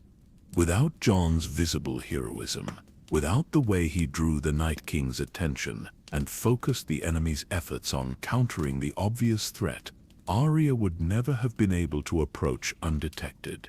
His role as a distraction wasn't a lesser contribution to victory. It was an equally vital component of a plan that required every element to function perfectly for the whole to succeed. Sansa, whose political education had taught her to recognize manipulation and hidden agendas, found herself both horrified and oddly comforted by the revelation of cosmic orchestration. The losses her family had endured, the trauma and separation and grief that had shaped their individual journeys, hadn't been meaningless suffering inflicted by random cruelty. They had been necessary preparation, the forging process that had created the tools needed to save the world. Her own experiences with Joffrey and Cersei and Littlefinger, The lessons in power and manipulation that had seemed so brutal and pointless at the time had been teaching her to think in terms of long-term consequences and hidden motivations. These skills would be essential as she took on the responsibility of rebuilding the North after the supernatural threat had been eliminated. The political wisdom she had gained through suffering would be needed to navigate the complex challenges of reconstruction and renewal. But perhaps the most difficult conversation took place between Arya and Bran, the sister who had unknowingly served as an instrument of cosmic justice and the brother who had consciously orchestrated her sacrifice. The emotional distance that had characterized Bran since his transformation into the three-eyed raven seemed to crack slightly as he tried to explain the terrible burden of knowing what was necessary while being unable to warn or protect the people he loved. He had seen all possible futures, had understood that any attempt to change Arya's path or spare her the transformation would result in outcomes far worse than the personal cost she would pay. The Night King's victory would have meant not just the death of everyone they cared about, but the unraveling of the cosmic order itself. The price of preventing that catastrophe was Arya's temporary surrender of her own identity, her willingness to become something other than human for the few crucial moments when divine intervention was required.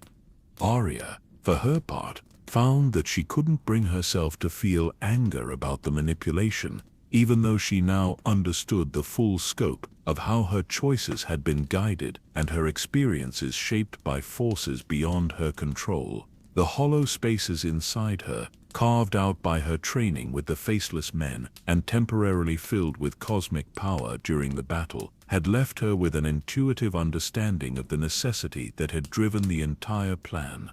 She could feel, in ways that were difficult to explain to others, how close the world had come to complete dissolution. The Night King hadn't just been an enemy that needed to be defeated. He had been a violation of the fundamental laws that kept reality stable, a tear in the fabric of existence that would have eventually consumed everything if it hadn't been corrected. The personal cost of serving as the instrument of that correction seemed small in comparison to the alternative. But she also understood, with the clarity that came from having touched the cosmic forces that governed life and death, that the price she had paid wasn't just temporary. The connection she had formed with those forces during her moment of transformation had left permanent changes in her spiritual nature. She would never again be entirely human in the way she had been before the battle. Part of her would always exist in the spaces between life and death, connected to powers that most mortals never encountered. This knowledge didn't fill her with regret or resentment. If anything, it gave her a sense of purpose that transcended the immediate concerns of rebuilding and recovery. She had been chosen to serve as a bridge between the mortal world and the cosmic forces that governed it, and that role would continue long after the immediate crisis had passed. There would be other threats in the future, other moments when the balance between life and death would require delicate adjustment, and when those moments came, she would be ready to serve once again as the instrument of cosmic justice. The wisdom that emerged from these conversations wasn't comfortable or reassuring in the way that most people preferred their truths to be. It painted a picture of a universe where individual choice and personal happiness were always secondary to larger purposes, where even the gods were bound by cosmic laws that demanded terrible sacrifices in service of the greater good. But it was also a wisdom that allowed them to understand their own experiences in a new light, to see the meaning and purpose that had been hidden beneath layers of apparent cruelty and random suffering. They had been part of something larger than themselves, instruments in a cosmic plan whose scope and complexity stretched across millennia. The losses they had endured, the transformations they had undergone, the prices they had paid, all of it had been necessary components of a pattern that maintained the fundamental order of reality itself. They were no longer just survivors of a great war. They were the inheritors of a cosmic responsibility that would shape their actions for the rest of their lives. As the full weight of cosmic manipulation settled over the surviving members of the Stark family, a profound melancholy began to permeate the halls of Winterfell. The knowledge that their entire lives had been shaped by forces beyond their understanding, that every choice they had made and every loss they had endured had been part of a plan whose scope stretched across millennia, brought with it a burden that was almost too heavy to bear. Arya found herself walking the ancient corridors of her ancestral home in the deep hours of the night, when the rest of the castle slept and she could move through the shadows without having to pretend that she was still entirely the same person who had left Winterfell as a child. The connection she had formed with the cosmic forces during her transformation had left her with an awareness that extended beyond normal human perception. She could sense the flow of life and death through the world around her, could feel the delicate balance that her sacrifice had restored. But this expanded awareness came with a price that was becoming more apparent with each passing day.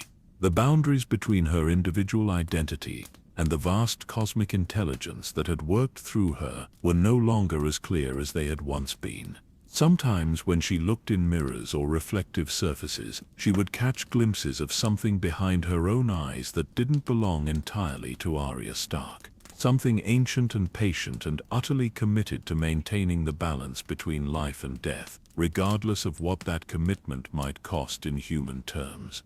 The hollow spaces inside her, carved out by years of training to become no one, and temporarily filled with divine power during the battle, had not simply returned to their original state. They remained connected to the cosmic forces that governed endings and transitions, ready to be filled again if the need arose. This made her incredibly powerful in ways that she was still learning to understand, but it also made her increasingly isolated from normal human experience. When she tried to explain this to her family, when she attempted to describe the weight of carrying cosmic responsibility, the words seemed inadequate to convey the reality of her situation. How could she tell them that part of her was always listening for the whisper of divine instruction, always ready to surrender her individual will if the cosmic order required intervention? How could she explain that the girl who had grown up running through these halls and playing with her brothers was still present but overlaid with something vast and alien and utterly beyond mortal understanding? Bran, who understood the burden of carrying knowledge that couldn't be shared and power that couldn't be refused, watched his sister struggle with the kind of detached compassion that had characterized all his interactions since becoming the three-eyed raven.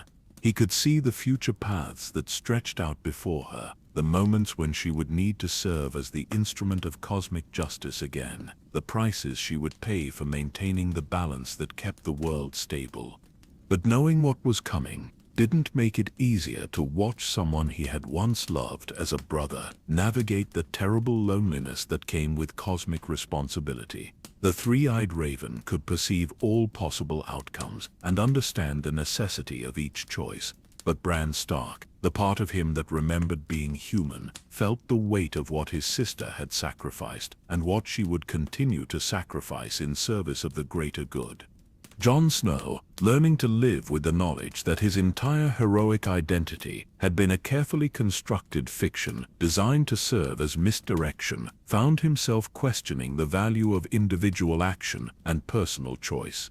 If the cosmic forces could manipulate events with such precision, if they could guide the thoughts and decisions of mortals without those mortals ever realizing they were being controlled, what was the point of trying to make ethical choices or take responsibility for the consequences of action?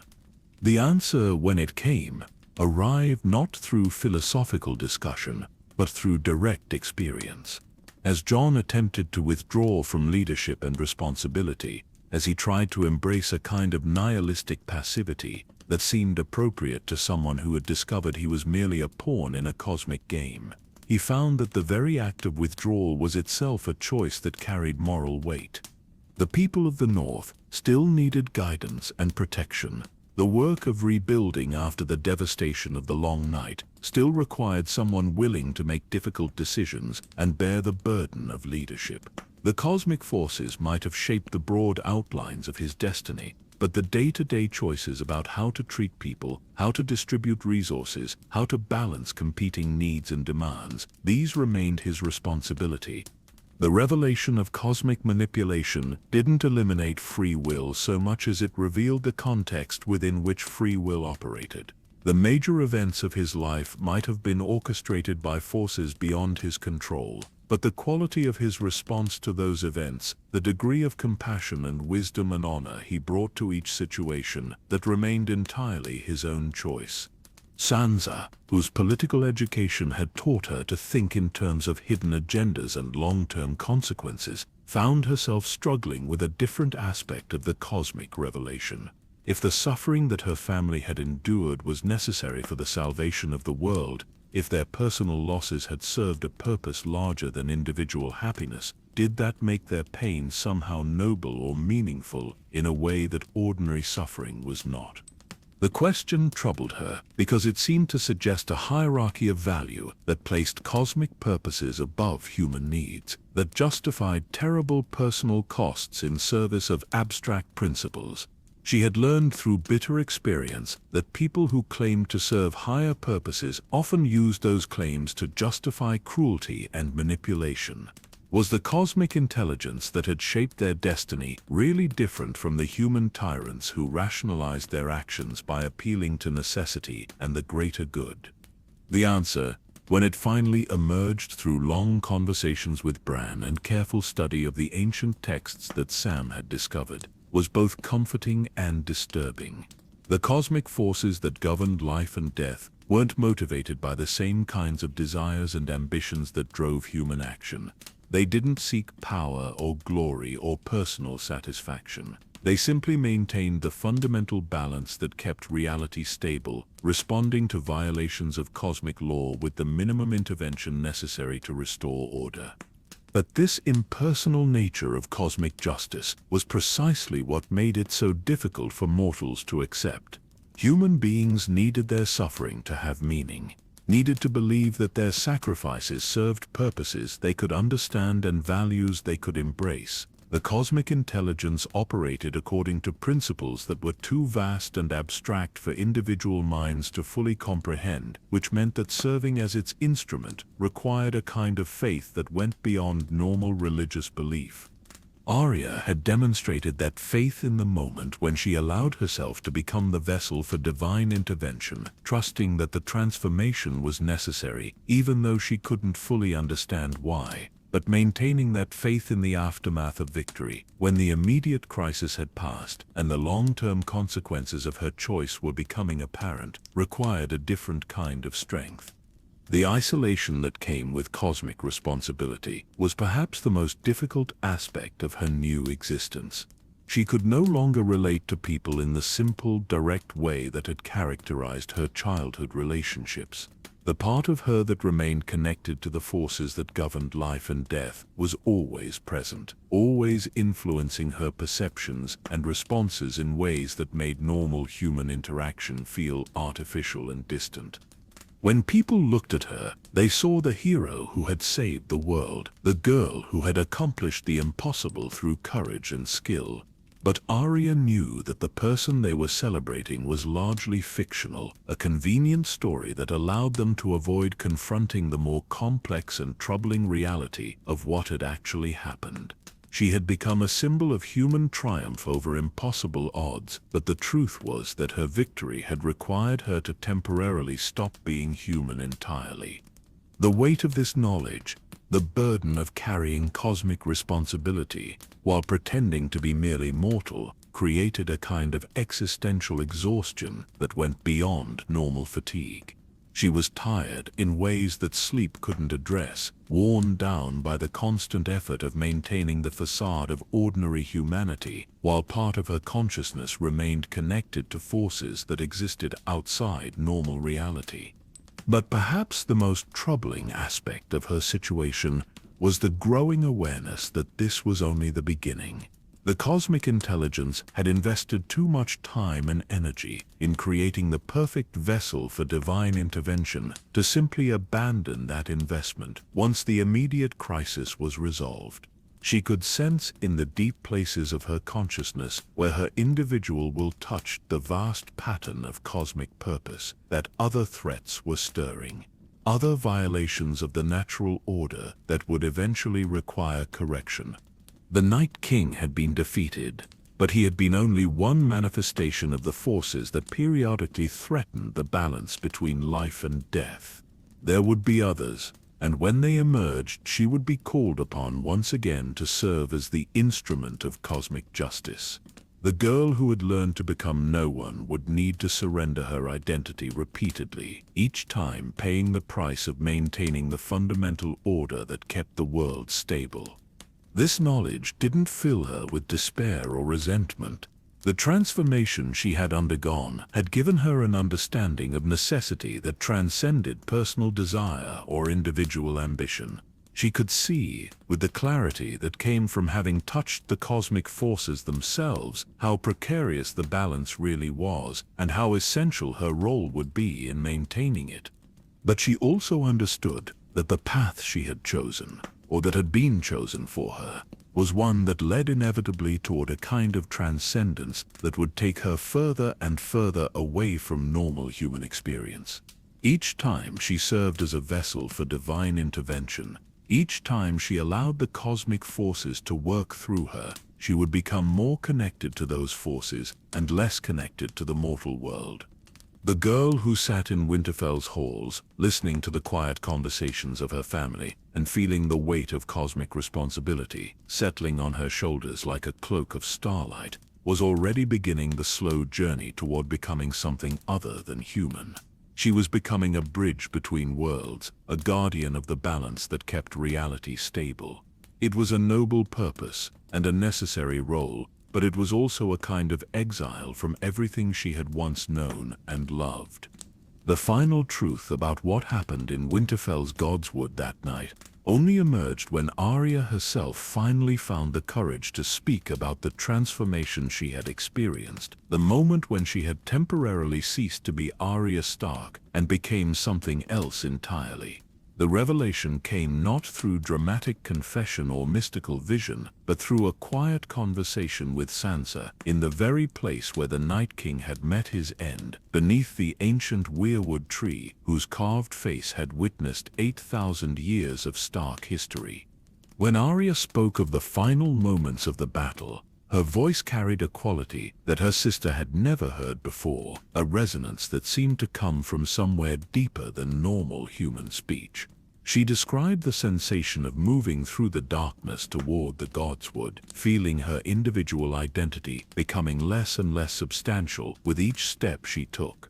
The hollow spaces inside her, carved out by years of training to become no one, had begun to fill with something vast and patient and utterly alien to mortal understanding. But the transformation hadn't been sudden or violent. It had been gradual, almost gentle, like slipping into warm water or falling into the deepest kind of sleep. Her consciousness had remained present throughout the experience, but it had become secondary to something far more powerful and purposeful. She had still been Arya Stark, but she had also been the physical manifestation of cosmic justice, the vessel through which death itself could act in the world of the living. The moment when she had leaped through the air toward the Night King, her blade already falling toward his heart, hadn't been the result of superhuman agility or exceptional training. It had been the moment when the many-faced god, the cosmic principle that governed endings and transitions, had reached through her into the physical world to correct a violation that had persisted for 8,000 years. Her body had moved with divine precision, guided by an intelligence that could perceive all possibilities and choose the exact action needed to achieve the necessary outcome. But here was the most shocking part of her revelation. The aspect of the transformation that she had kept hidden even from herself until now. During those crucial moments when she had served as the vessel for cosmic intervention, she hadn't been alone in her own consciousness. The many-faced god had brought with it the accumulated essence of every person who had ever served as its instrument throughout history. Every champion who had learned to become no one so that they could become everything when the universe required it. Arya had been there. His consciousness merged with hers as she struck the killing blow.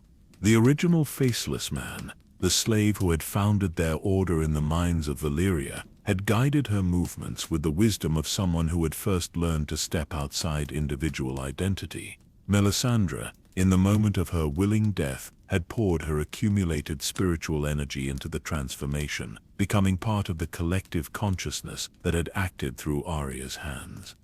For those few heartbeats when she had existed as the instrument of divine will, Arya had been connected to a chain of sacrifice and service that stretched back to the very beginning of recorded history. She had felt the weight of every choice made by every champion who had faced the same terrible responsibility, the accumulated wisdom of souls who had surrendered their individual existence to serve the cosmic order. The Night King, in that final moment when her blade pierced his heart, had recognized what she had become. His expression of surprise hadn't been directed at Arya Stark, the girl from Winterfell who had somehow managed to approach him undetected. It had been directed at the cosmic force that was using her form, the fundamental principle of death and ending that had finally come to reclaim what had been stolen from it 8,000 years ago. He had understood, in that instant of dissolution, that his defeat hadn't been accomplished by mortal skill or lucky timing. He had been destroyed by the universe itself, by the same cosmic laws that had been violated in his creation. The dragonglass dagger that had created him, and the Valyrian steel blade that destroyed him, were opposite poles of the same fundamental force, the principle that maintained the balance between creation and destruction. But the most profound aspect of Arya's revelation was what she had learned about the nature of individual identity during her transformation.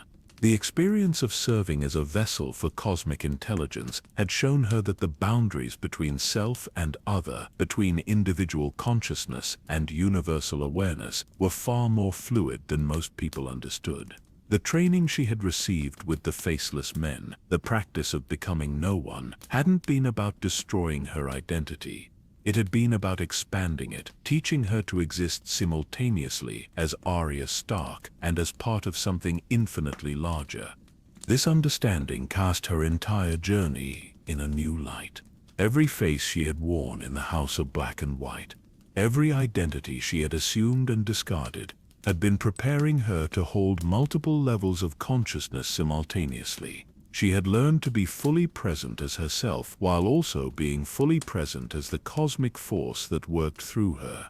The apparent contradiction between individual identity and universal purpose had been resolved through a kind of transcendence that most mortal minds couldn't achieve. When she spoke of returning to normal consciousness after the Night King's destruction, after the cosmic force had withdrawn and left her alone in her own mind once again, her voice carried a note of profound loss. The connection to that vast intelligence, the sense of being part of something infinitely meaningful and purposeful, had been the most intense and fulfilling experience of her existence. Coming back to the limitations of individual awareness, to the narrow perspective of a single mortal consciousness, had felt like waking from the most beautiful dream imaginable.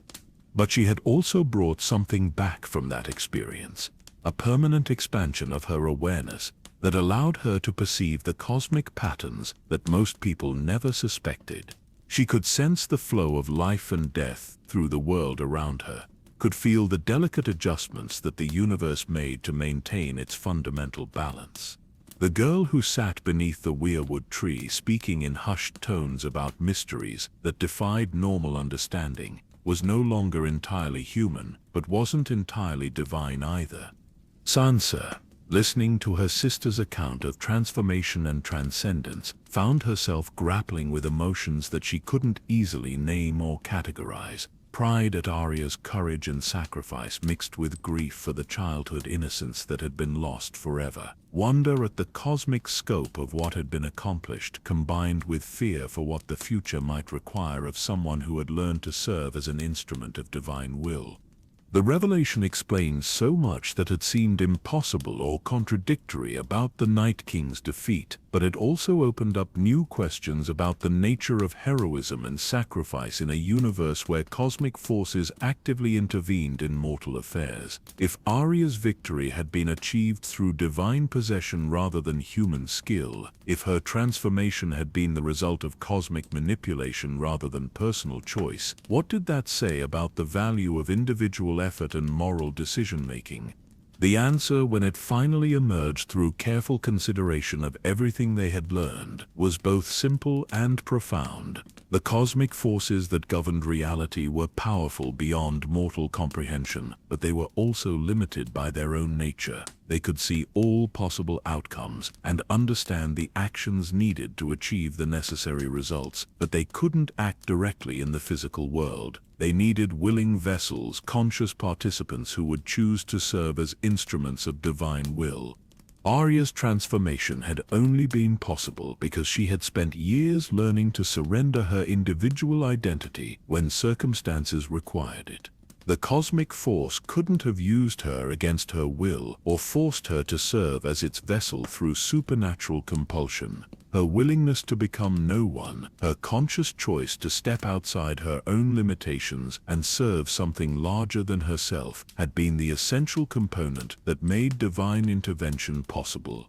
The victory in the Godswood hadn't been achieved despite human choice and moral decision-making. It had been achieved through the ultimate expression of those qualities, through a conscious decision to sacrifice individual identity in service of universal purpose.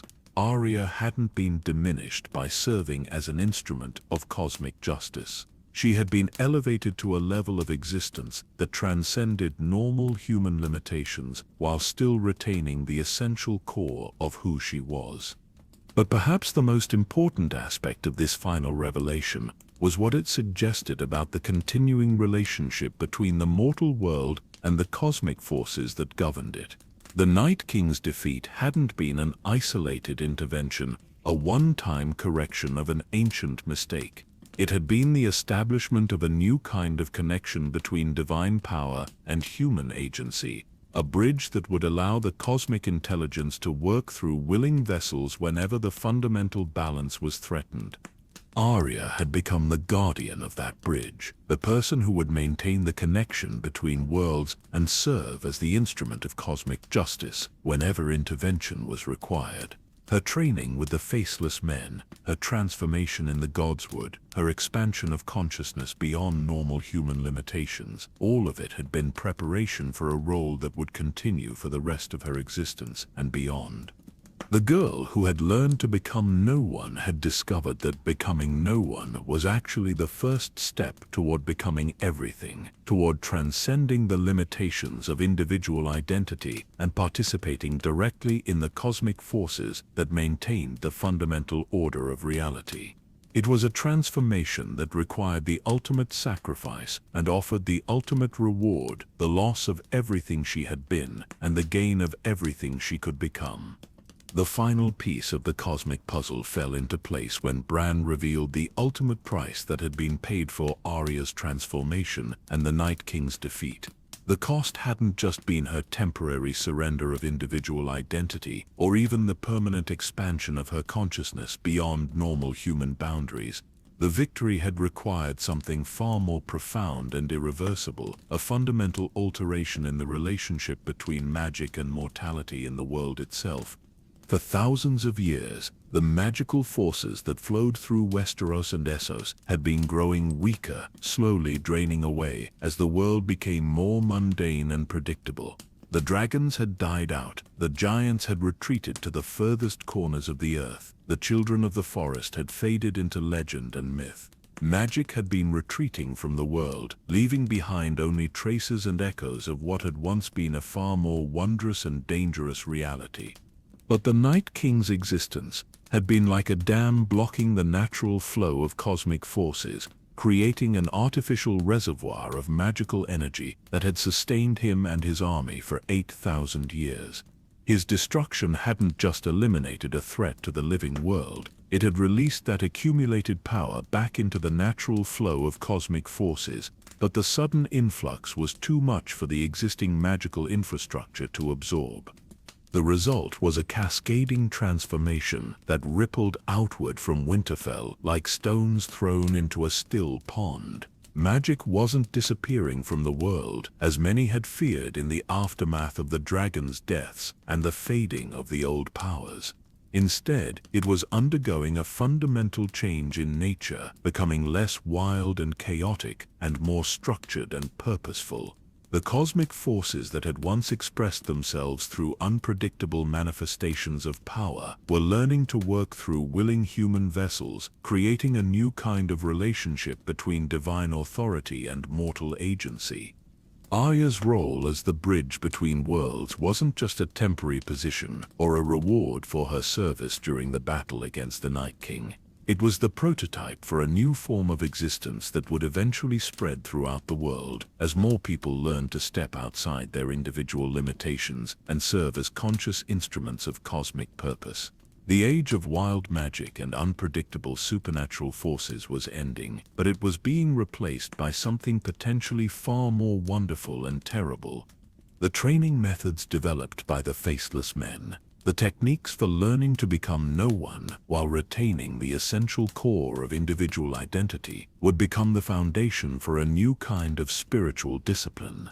Instead of magic being the exclusive province of those born with special bloodlines or natural gifts, it would become accessible to anyone willing to undergo the necessary transformation of consciousness. But that transformation would require the same kind of sacrifice that Arya had made, the willingness to surrender personal desires and individual ambitions in service of cosmic purpose. The political implications of this change were staggering. The great houses of Westeros, whose power had been built on hereditary privilege and control of resources, would find their authority challenged by individuals who derived their influence from direct connection to cosmic forces. The Maesters of the Citadel, who had spent centuries trying to suppress and control magical knowledge, would discover that their efforts had been not just futile but counterproductive, driving the very forces they feared underground, where they had grown stronger and more dangerous. But perhaps the most significant aspect of the transformation was what it meant for the future of human consciousness itself. The barrier between individual awareness and universal intelligence, which had seemed absolute and insurmountable for most of recorded history, was beginning to dissolve. People would learn to exist simultaneously as themselves and as part of something infinitely larger, to hold multiple levels of consciousness without losing their essential identity. Arya, as the first and most complete example of this new form of existence, would serve as both teacher and guardian for those who followed her path. Her experiences in learning to become no one and then choosing to become someone again would provide the template for others seeking to transcend normal human limitations. But she would also be responsible for ensuring that the cosmic forces worked through willing vessels rather than overwhelming or possessing those who weren't prepared for such transformation. The establishment of this new relationship between divine power and human agency wasn't without risks. The temptation to use cosmic authority for personal gain or political advantage would be enormous, and the consequences of such misuse could be catastrophic. Someone who had learned to serve as a vessel for cosmic forces, but who chose to use that connection for selfish purposes, could potentially cause damage on a scale that made conventional warfare seem trivial by comparison. This was why Arya's role as guardian and teacher would be so crucial. She had undergone the complete transformation, had experienced both the ultimate sacrifice and the ultimate reward of serving as an instrument of divine will. She understood the responsibilities and dangers involved in bridging the gap between mortal and cosmic consciousness. Her judgment about who was ready for such transformation and who still needed preparation would determine the pace and direction of humanity's spiritual evolution. The ancient prophecies about the return of magic to the world were beginning to make sense in light of these revelations. The predictions hadn't been about the restoration of dragons or the revival of old superstitions. They had been about the emergence of a new form of consciousness that would allow humans to participate directly in the cosmic forces that governed reality. The Age of Heroes wasn't ending with the defeat of the Night King.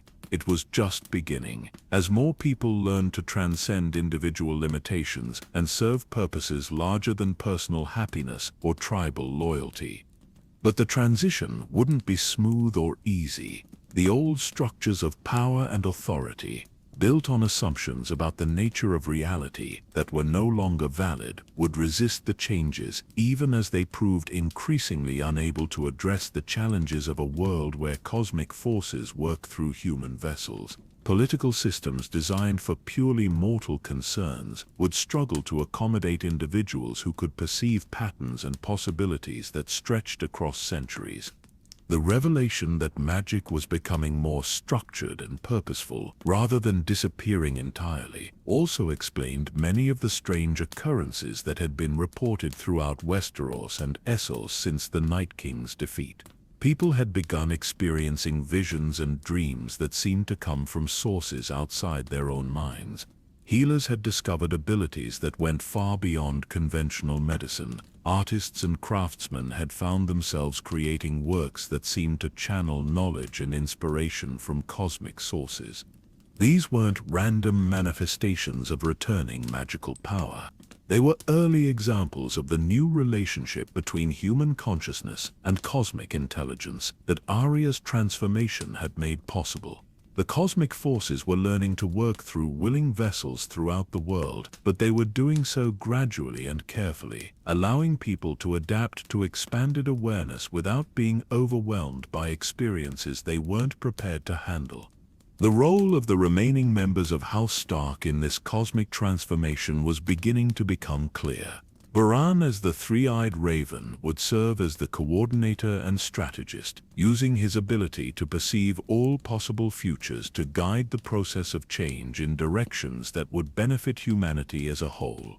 Jon, with his natural ability to inspire loyalty and command respect, would help establish the political and social structures needed to accommodate the new form of consciousness. Sansa, with her understanding of power dynamics and political necessity, would work to ensure that the transition didn't result in chaos or the collapse of essential institutions. But Arya would remain at the center of it all, the bridge between worlds, who had sacrificed her individual identity to serve cosmic purpose, and had discovered that such sacrifice was actually the key to a form of existence that transcended normal human limitations. Her journey from the girl who had fled King's Landing to the woman who had killed the Night King and opened the door to humanity's spiritual evolution was complete, but it was also just the beginning of a story that would unfold across generations. The cosmic order had been restored, but it had also been elevated to a new level of complexity and possibility. The balance between life and death had been preserved, but the nature of both life and death had been fundamentally altered by the introduction of conscious human participation in cosmic processes. The world had been saved, but it had also been transformed into something unprecedented in the history of reality itself. And at the heart of that transformation sat a girl who had learned to become no one so that she could become everything, who had sacrificed her individual identity to serve universal purpose, and had discovered that such service was actually the path to the most complete form of existence imaginable. The secret behind how Arya really killed the Night King wasn't just about supernatural intervention or cosmic manipulation. It was about the ultimate evolution of human consciousness itself, the transformation that allowed mortal beings to participate directly in the forces that governed the universe. In the months that followed the cosmic revelation, Winterfell became a place of quiet transformation as the Stark family learned to navigate their new reality. The ancient castle, which had weathered 8,000 years of history and witnessed the rise and fall of countless generations, now served as the epicenter for changes that would reshape the very nature of human existence. The hot springs that had always kept the castle warm through the harshest winters now carried whispers of cosmic intelligence flowing through chambers where the boundary between mortal consciousness and divine awareness had become permanently thin. Arya spent her days walking paths that seemed to exist in multiple dimensions simultaneously, moving through the physical corridors of her ancestral home, while also traversing the invisible networks of cosmic force that connected all things. The transformation she had undergone had left her capable of perceiving reality from perspectives that shifted between the intimately personal and the infinitely universal. She was still the girl who had grown up playing in these halls, but she was also something far more complex and expansive than any individual human being had ever been before. The process of learning to integrate her expanded consciousness with the practical demands of daily existence proved more challenging than she had anticipated. Simple conversations with servants and visitors required careful attention to ensure that she responded from her human perspective rather than from the cosmic intelligence that was always present in the background of her awareness. The temptation to see every interaction in terms of vast patterns and eternal consequences had to be consciously resisted in favor of engaging with people as the individual persons they were, rather than as components in a universal design. But perhaps the most difficult aspect of her new existence was the growing realization that her role as a bridge between worlds would eventually require her to move beyond the familiar boundaries of family and home.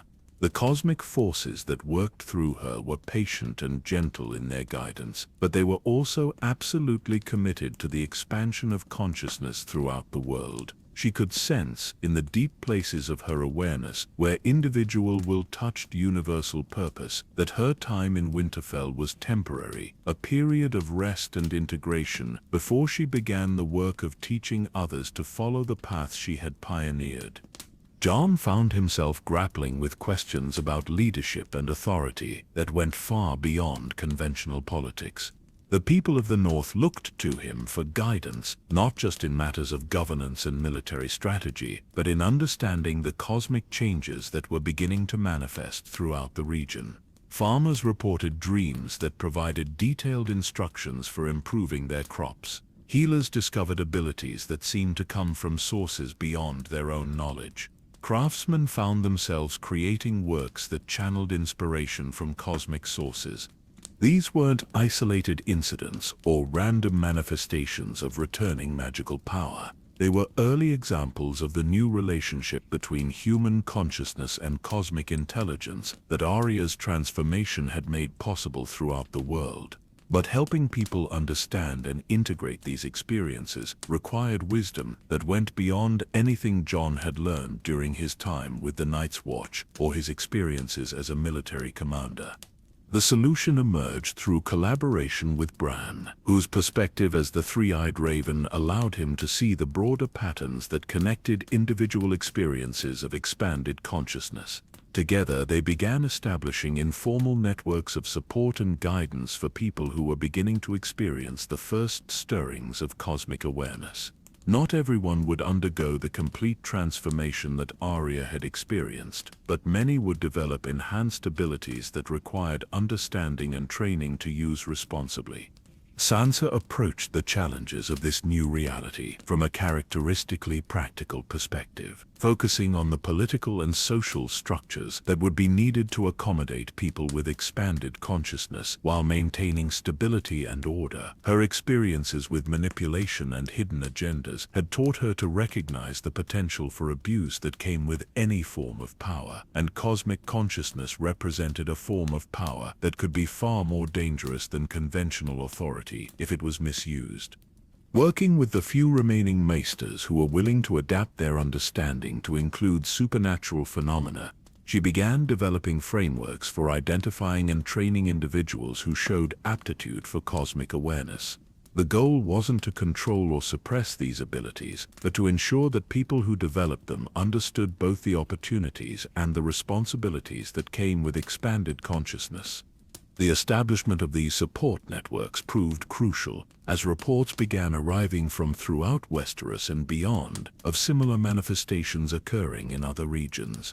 Ravens carried messages from Old Town describing students at the Citadel who had begun experiencing visions that provided insights into the deepest mysteries of natural philosophy. Ships arriving from Bravos brought word that the Faceless Men were emerging from their traditional secrecy to offer training in consciousness expansion to selected individuals. Even from the far reaches of Essos came stories of wise women and holy men who spoke of new forms of spiritual experience that transcended traditional religious boundaries. The world was awakening to possibilities that had been dormant for thousands of years, but the awakening was happening gradually and organically, rather than through sudden dramatic transformation. The cosmic forces that had worked through Arya to defeat the Night King were now working through countless individuals to bring about a more fundamental change in the nature of human consciousness itself. But this expansion of awareness wasn't without its challenges and dangers. Some people who experienced the first stirrings of cosmic consciousness became overwhelmed by perceptions that their minds weren't prepared to handle. Others attempted to use their enhanced abilities for personal gain or to dominate those around them. A few suffered what could only be described as spiritual injuries, damage to their essential identity that resulted from trying to access cosmic awareness without proper preparation or guidance. These difficulties reinforced the importance of Arya's role as both teacher and guardian. Her complete experience of transformation, her understanding of both the ultimate sacrifice and the ultimate reward involved in serving as a vessel for cosmic forces, made her uniquely qualified to help others navigate the challenges of expanded consciousness. But it also meant that she would need to travel throughout the known world, establishing training centers and support networks wherever people were beginning to experience cosmic awareness. The prospect of leaving Winterfell, of moving beyond the familiar comfort of family and ancestral home, filled her with a complex mixture of anticipation and sorrow. The girl who had once dreamed of adventure and exploration understood the necessity of her mission and felt called to serve the larger purpose of human spiritual evolution. But the woman who had learned the true cost of sacrifice also understood what she would be giving up in terms of personal happiness and intimate connection. Her conversations with her siblings during this period of preparation took on a quality of gentle finality, as if they were all aware that their time together as a conventional family was drawing to a close. They would always be connected by bonds that went deeper than blood or shared experience, but their individual paths were beginning to diverge in ways that would make ordinary family relationships increasingly difficult to maintain. Bran, speaking with the distant compassion that characterized all his interactions since becoming the three-eyed raven, helped her understand that this separation wasn't a loss but a transformation of the nature of their connection. Their relationships would transcend the limitations of physical proximity and become part of the cosmic network that was beginning to connect all consciousness throughout the world. They would be closer to each other in the truest sense, even as they became more distant in conventional terms. The summer that had followed the defeat of the Night King was drawing to a close, but the seasonal change carried none of the foreboding that such transitions had once inspired. The cosmic forces that governed natural cycles were no longer operating independently of human consciousness, but were beginning to work in collaboration with the expanded awareness that more and more people were developing. The relationship between humanity and the natural world was evolving into something unprecedented in the history of either. As Arya prepared for the next phase of her journey, as she gathered the knowledge and resources she would need to establish training centers throughout the known world, she found herself reflecting on the path that had brought her to this point. The girl who had fled King's Landing had been running from forces she couldn't control or understand. The woman who would soon leave Winterfell was walking toward a destiny that she had consciously chosen and fully embraced. The secret behind how she had really killed the Night King was also the secret of humanity's potential for spiritual evolution. She had learned to become no one so that she could become everything, had sacrificed individual identity to serve cosmic purpose, and had discovered that such service was actually the path to the most complete form of existence imaginable. Now she would teach others to follow that same path, to transcend their limitations and participate directly in the forces that governed reality itself. The Age of Heroes wasn't ending with the defeat of supernatural threats and the restoration of normal life. It was beginning, as more and more people learned to bridge the gap between mortal consciousness and cosmic intelligence. The world was becoming a place where the impossible was becoming routine, where the boundaries between human will and divine purpose were dissolving in favor of conscious collaboration between mortal agency and cosmic authority. And at the center of it all was a girl from Winterfell who had saved the world not through superior skill or lucky timing, but through her willingness to become something beyond the normal limitations of individual existence. Her story was complete, but it was also just the beginning of a larger story that would unfold across generations as humanity learned to participate directly in the cosmic forces that had once seemed impossibly distant and alien. As the first snow of winter began to fall on Winterfell's ancient stones, Arya stood one final time in the Godswood, where her transformation had begun and her true destiny had been revealed. The weirwood tree, with its carved face that had witnessed 8,000 years of stark history, seemed to glow with a gentle inner light that spoke of cosmic forces flowing through the natural world in ways both ancient and newly awakened. The red leaves rustled with whispers that carried meaning beyond words, and the white bark pulsed with the slow rhythm of divine intelligence moving through the deep places of the earth. The peace that had settled over the north wasn't just the absence of war or the relief that came from surviving impossible odds. It was the deeper tranquility that emerged when cosmic forces found their proper balance, when the relationship between mortality and divinity achieved the harmony that allowed both to flourish. The hot springs that warmed the castle flowed with water that seemed to carry blessings rather than just heat. The ancient stones hummed with contentment, as if the very foundations of Winterfell were celebrating the restoration of the cosmic order. Children played in the courtyards with laughter that carried notes of joy their parents had never known, their young minds naturally adapting to the expanded possibilities that the new relationship between human consciousness and cosmic intelligence had made available. They would grow up in a world where the barriers between individual awareness and universal purpose were permeable, where learning to serve something larger than oneself was understood to be the path to the most complete form of personal fulfillment. The servants and guards who went about their daily duties moved with a sense of purpose that went beyond simple loyalty or economic necessity.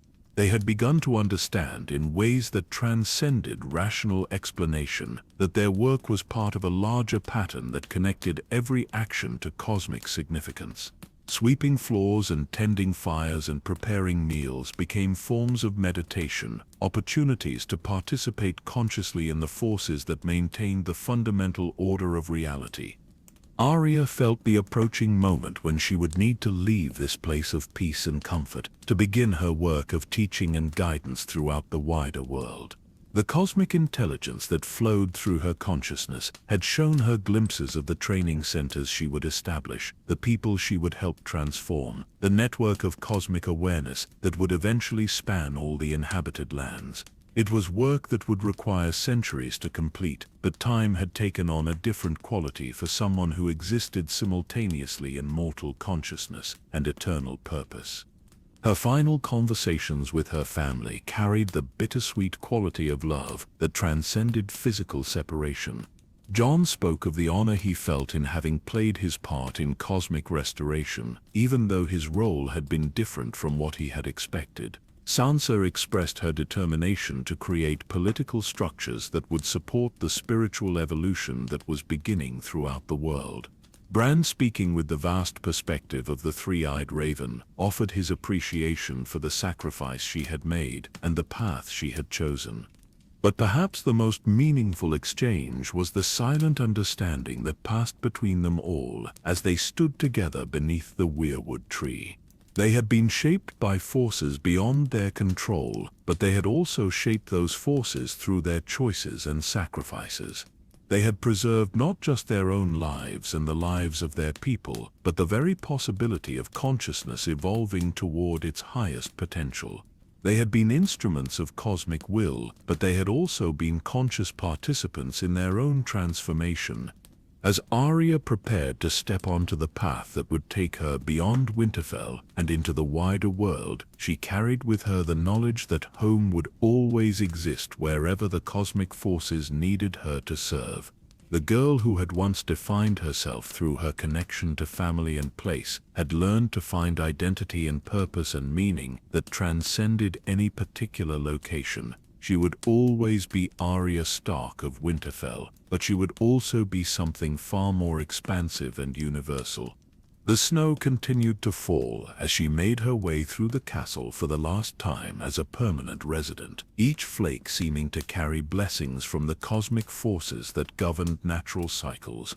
The winter that was beginning would be different from any that had come before, a season of rest and contemplation that allowed the world to integrate the changes that had been set in motion. When spring returned, it would bring with it new forms of life and consciousness that reflected the expanded possibilities created by humanity's spiritual evolution. The legends that would grow up around the Night King's defeat would tell of a girl with exceptional training who had used skill and courage to accomplish the impossible. The bards would sing of Arya Stark the hero, the smallest wolf who had brought down the greatest predator through determination and love for her family. These stories would inspire future generations and provide models of heroism that emphasized human agency and individual choice. But there would also be deeper mysteries preserved in the teachings of those who learned to bridge the gap between mortal consciousness and cosmic intelligence.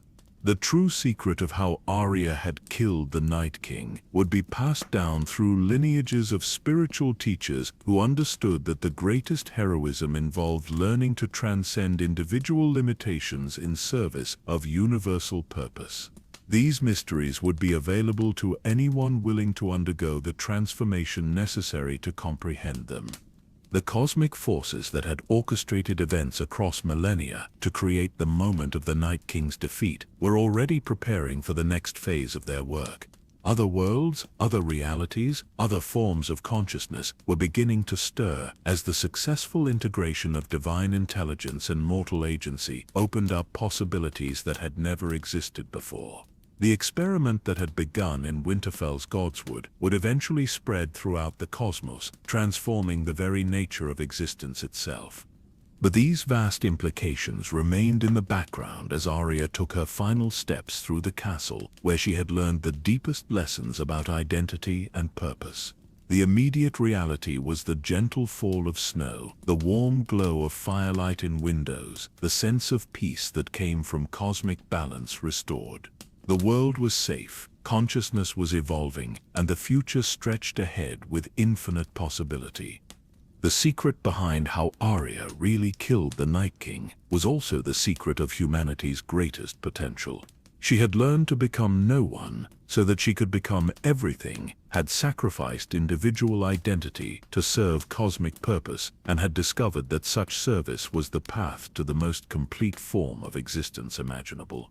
Her story would continue in new forms as she taught others to follow the same path, but this chapter was ending with the quiet satisfaction that came from duty fulfilled and purpose embraced.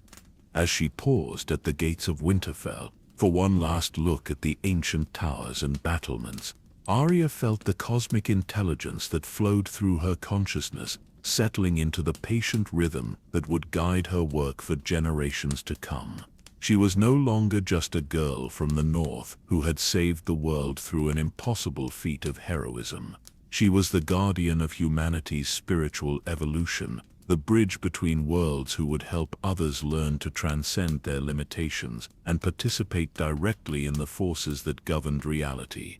The path ahead stretched into distances that transcended geography, leading toward destinations that existed as much in consciousness as in physical space. But the first step was simple and familiar, the same kind of step she had been taking since she was a child, running through these halls, one foot in front of the other, moving forward with purpose and determination, trusting that each step would lead to the next, and that the destination, however distant, would prove worthy of the journey. Behind her, Winterfell settled into the peaceful rhythms of a castle where cosmic forces flowed in harmony with human life. Ahead of her, the world waited for the wisdom and guidance that only someone who had learned to become no one could provide. And within her, the eternal dance between individual consciousness and universal purpose continued with the grace and beauty that emerged when mortal will aligned perfectly with divine intelligence. The snow fell softly on ancient stones, blessing the place where a girl had learned to save the world by learning to become everything when the universe required it. Her story would echo through eternity, but for now it was enough that peace had been restored and possibility had been expanded beyond anything that previous generations could have imagined. Thank you for joining me on this journey into the deepest mysteries of Westeros and the cosmic forces that shape our understanding of heroism and sacrifice. If this exploration has resonated with you, consider subscribing for more hidden truths and ancient secrets waiting to be discovered. And wherever you are in the world, whatever time it is where you're listening, may you find the same peace that settled over Winterfell when cosmic balance was restored and humanity learned to participate consciously in the forces that govern all existence. Sleep well, and dream of the infinite possibilities that emerge when we learn to become no one so that we can become everything when the universe requires it.